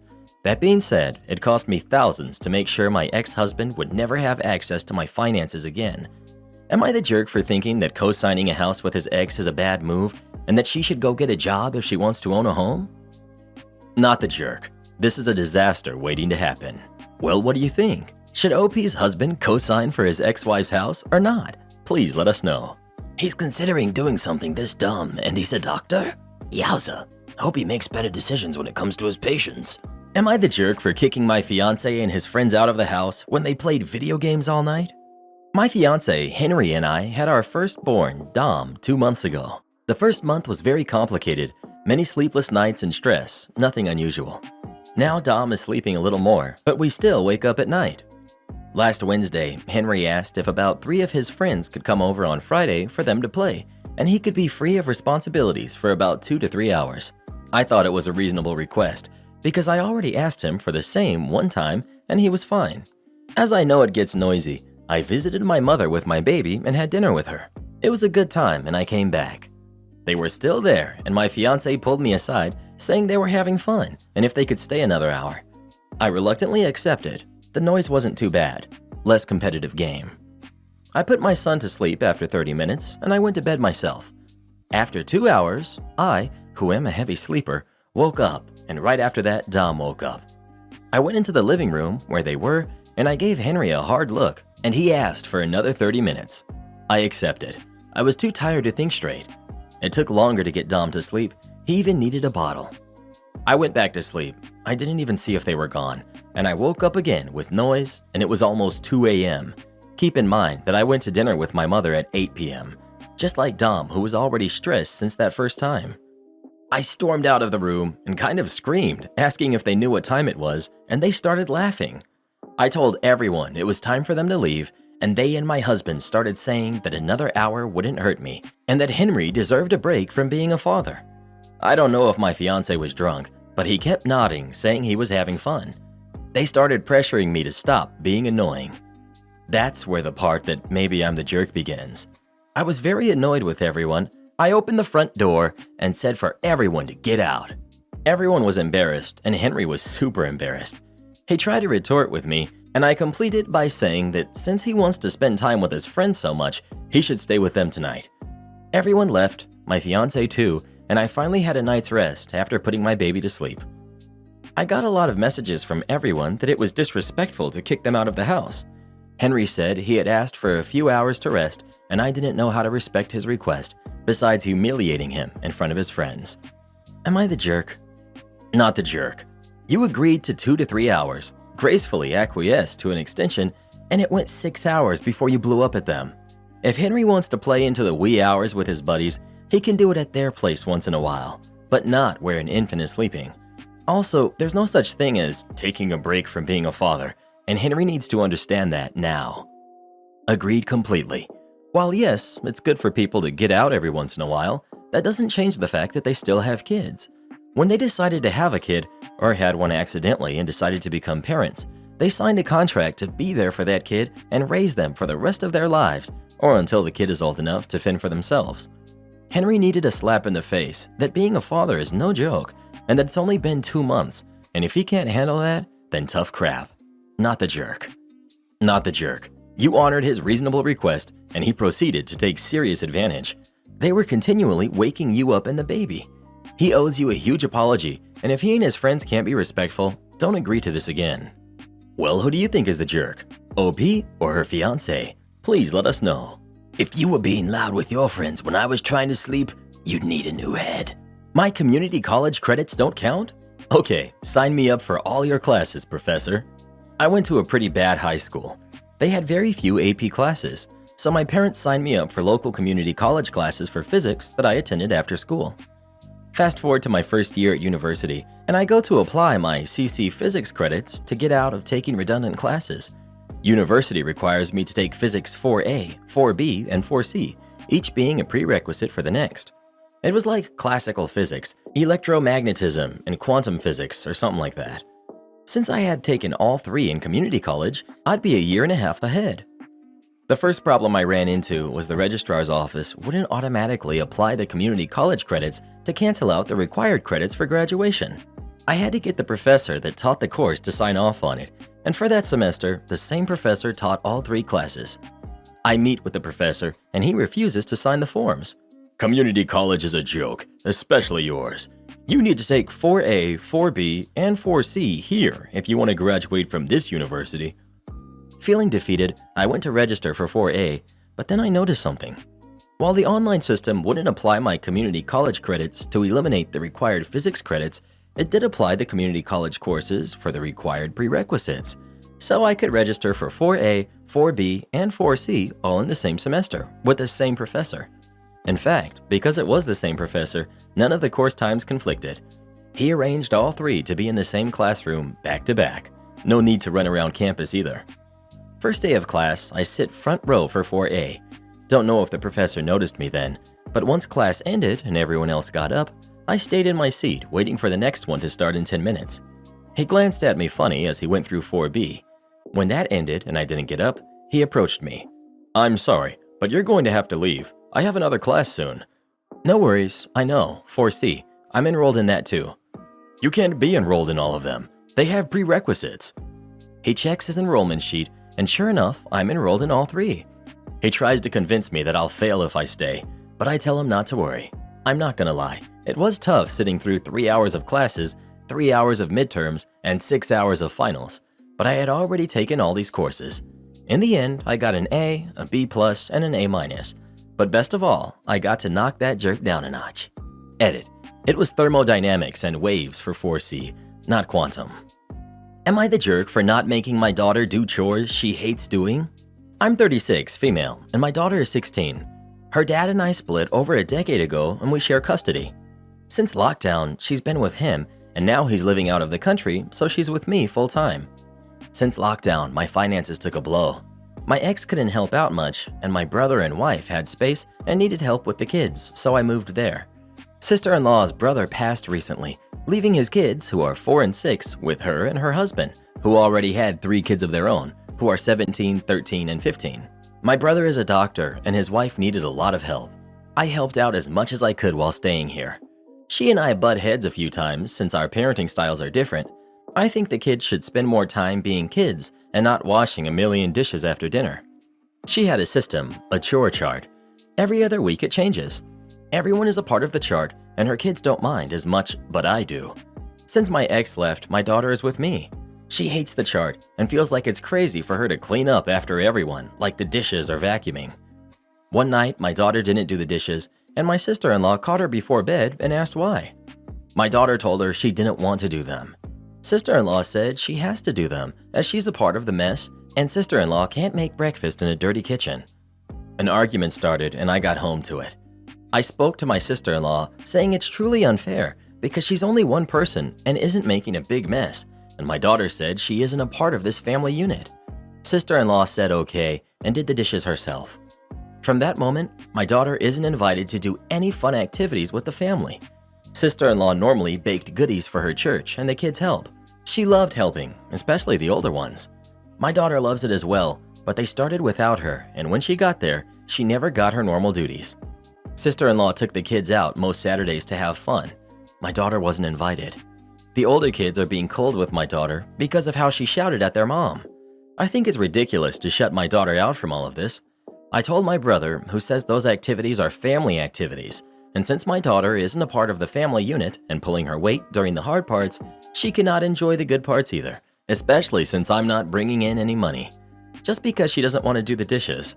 I told sister-in-law to not turn her kids against mine, and her oldest daughter got defensive, saying they aren't stupid and they heard the argument for themselves to pick sides. It's all just stupid. My daughter doesn't want to do chores, and I'm not going to force her. Sister-in-law is the one with 5 kids, because the 2 youngest could stay with her parents. My ex says sister-in-law shouldn't include our daughter since she doesn't want to help. I'm told I'm the jerk for enabling, but I don't think so. Am I? ETA, you guys sound a lot like my ex. Jeez, she doesn't like the dishes. Still unfair to be shut out for a silly comment. Y'all are so mean, my gosh.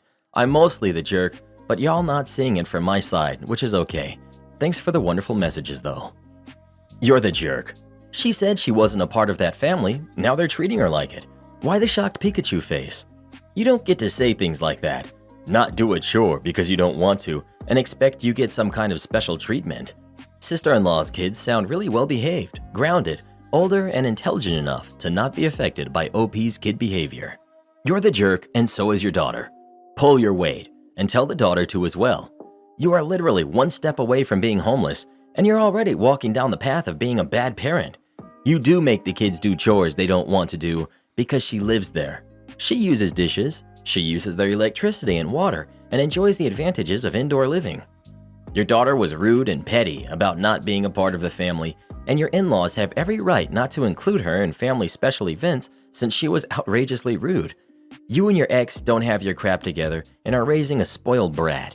When my own son complains about doing a chore, I remind him, you live here, you help. And he does it because he knows I'll follow through and make him do it. You apparently haven't impressed upon your daughter that other people deserve consideration and respect. She's going to be as much of an insufferable, exhausting nightmare as you are, continuing to fail her as a parent. You should be grateful that you are still housed because I would have thrown you both out and made you someone else's problem. You say you helped as much as you could.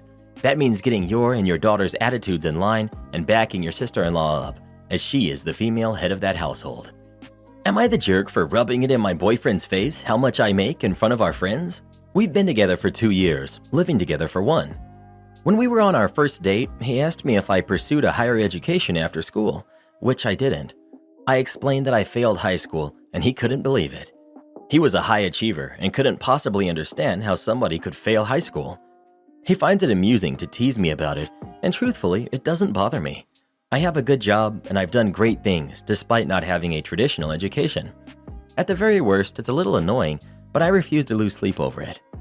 Tonight we had friends over, and the conversation turns towards high school and what subjects we did.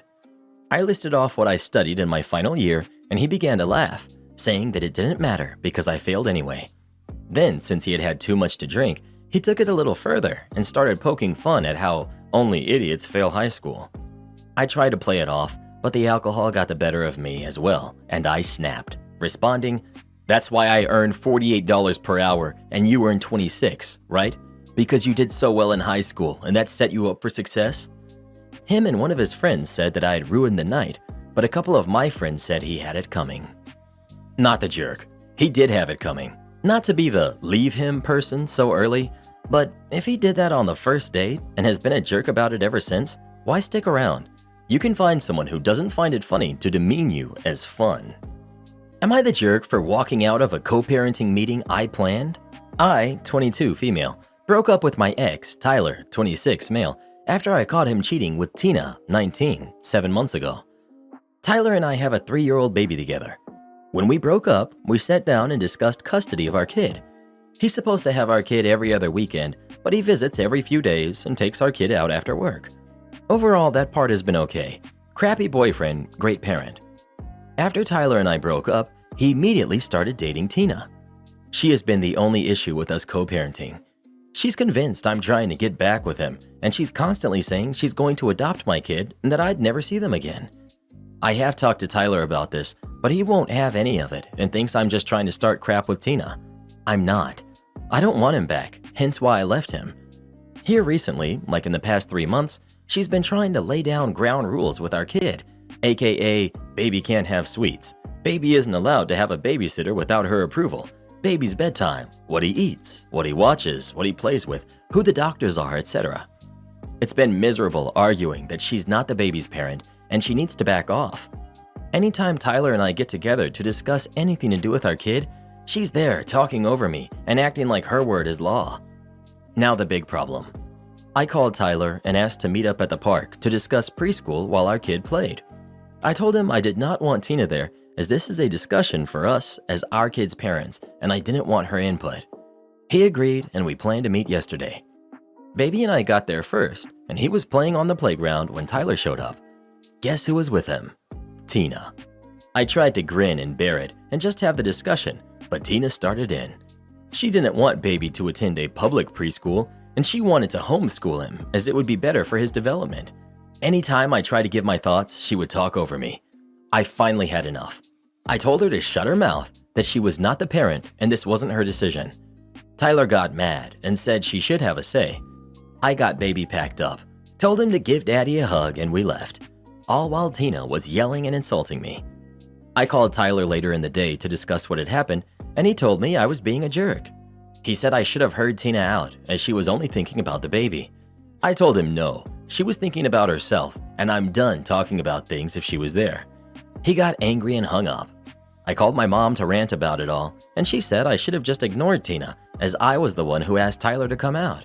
She says Tina might one day become baby's stepmom, so I needed to learn how to work with her. But I don't know. None of this feels right. Am I the jerk? Hi, family law paralegal here. You need to lawyer up immediately and get a formal parenting plan in place with provisions that only the biological parents can make decisions.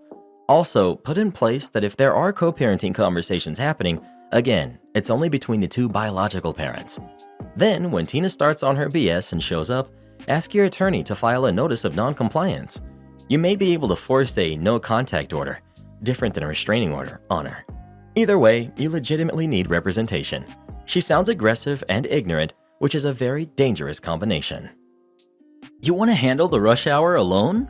Be my guest. So this happened in 2018 when I was working at a KFC outlet in the UK. Anybody who has worked fast food knows that there are times when the rush hour gets really hectic, especially if your franchise is on a busy street.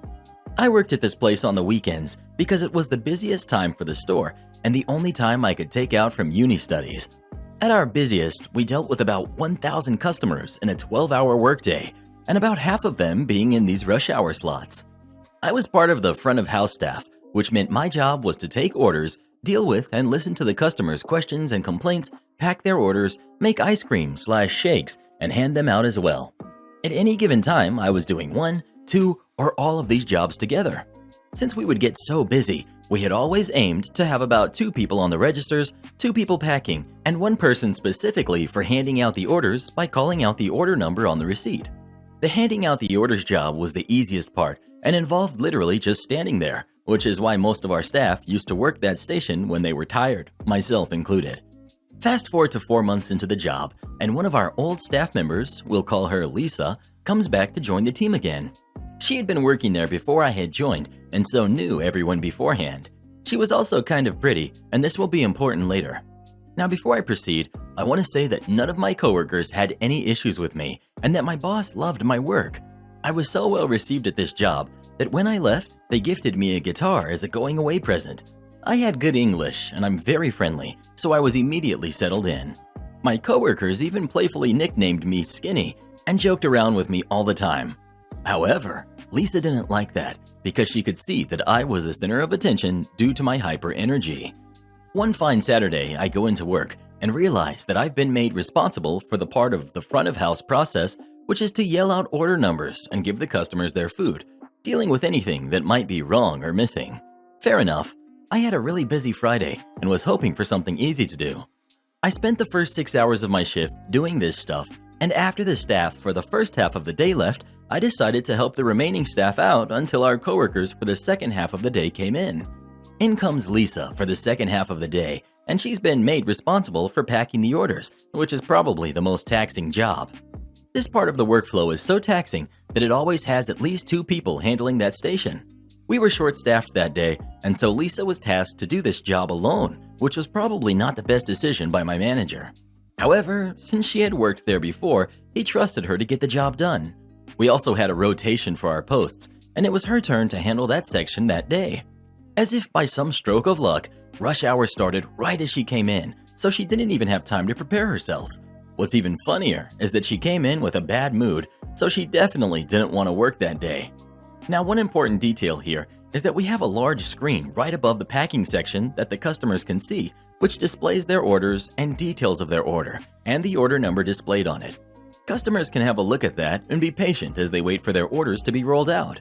Once an order is successfully completed, the order disappears from the screen, allowing the rest of the orders to be bumped up the priority list. This screen also had a timer on each order, which would under no circumstances be allowed to go over 7 minutes. If that happens, the timer turns red, alerting us to work faster.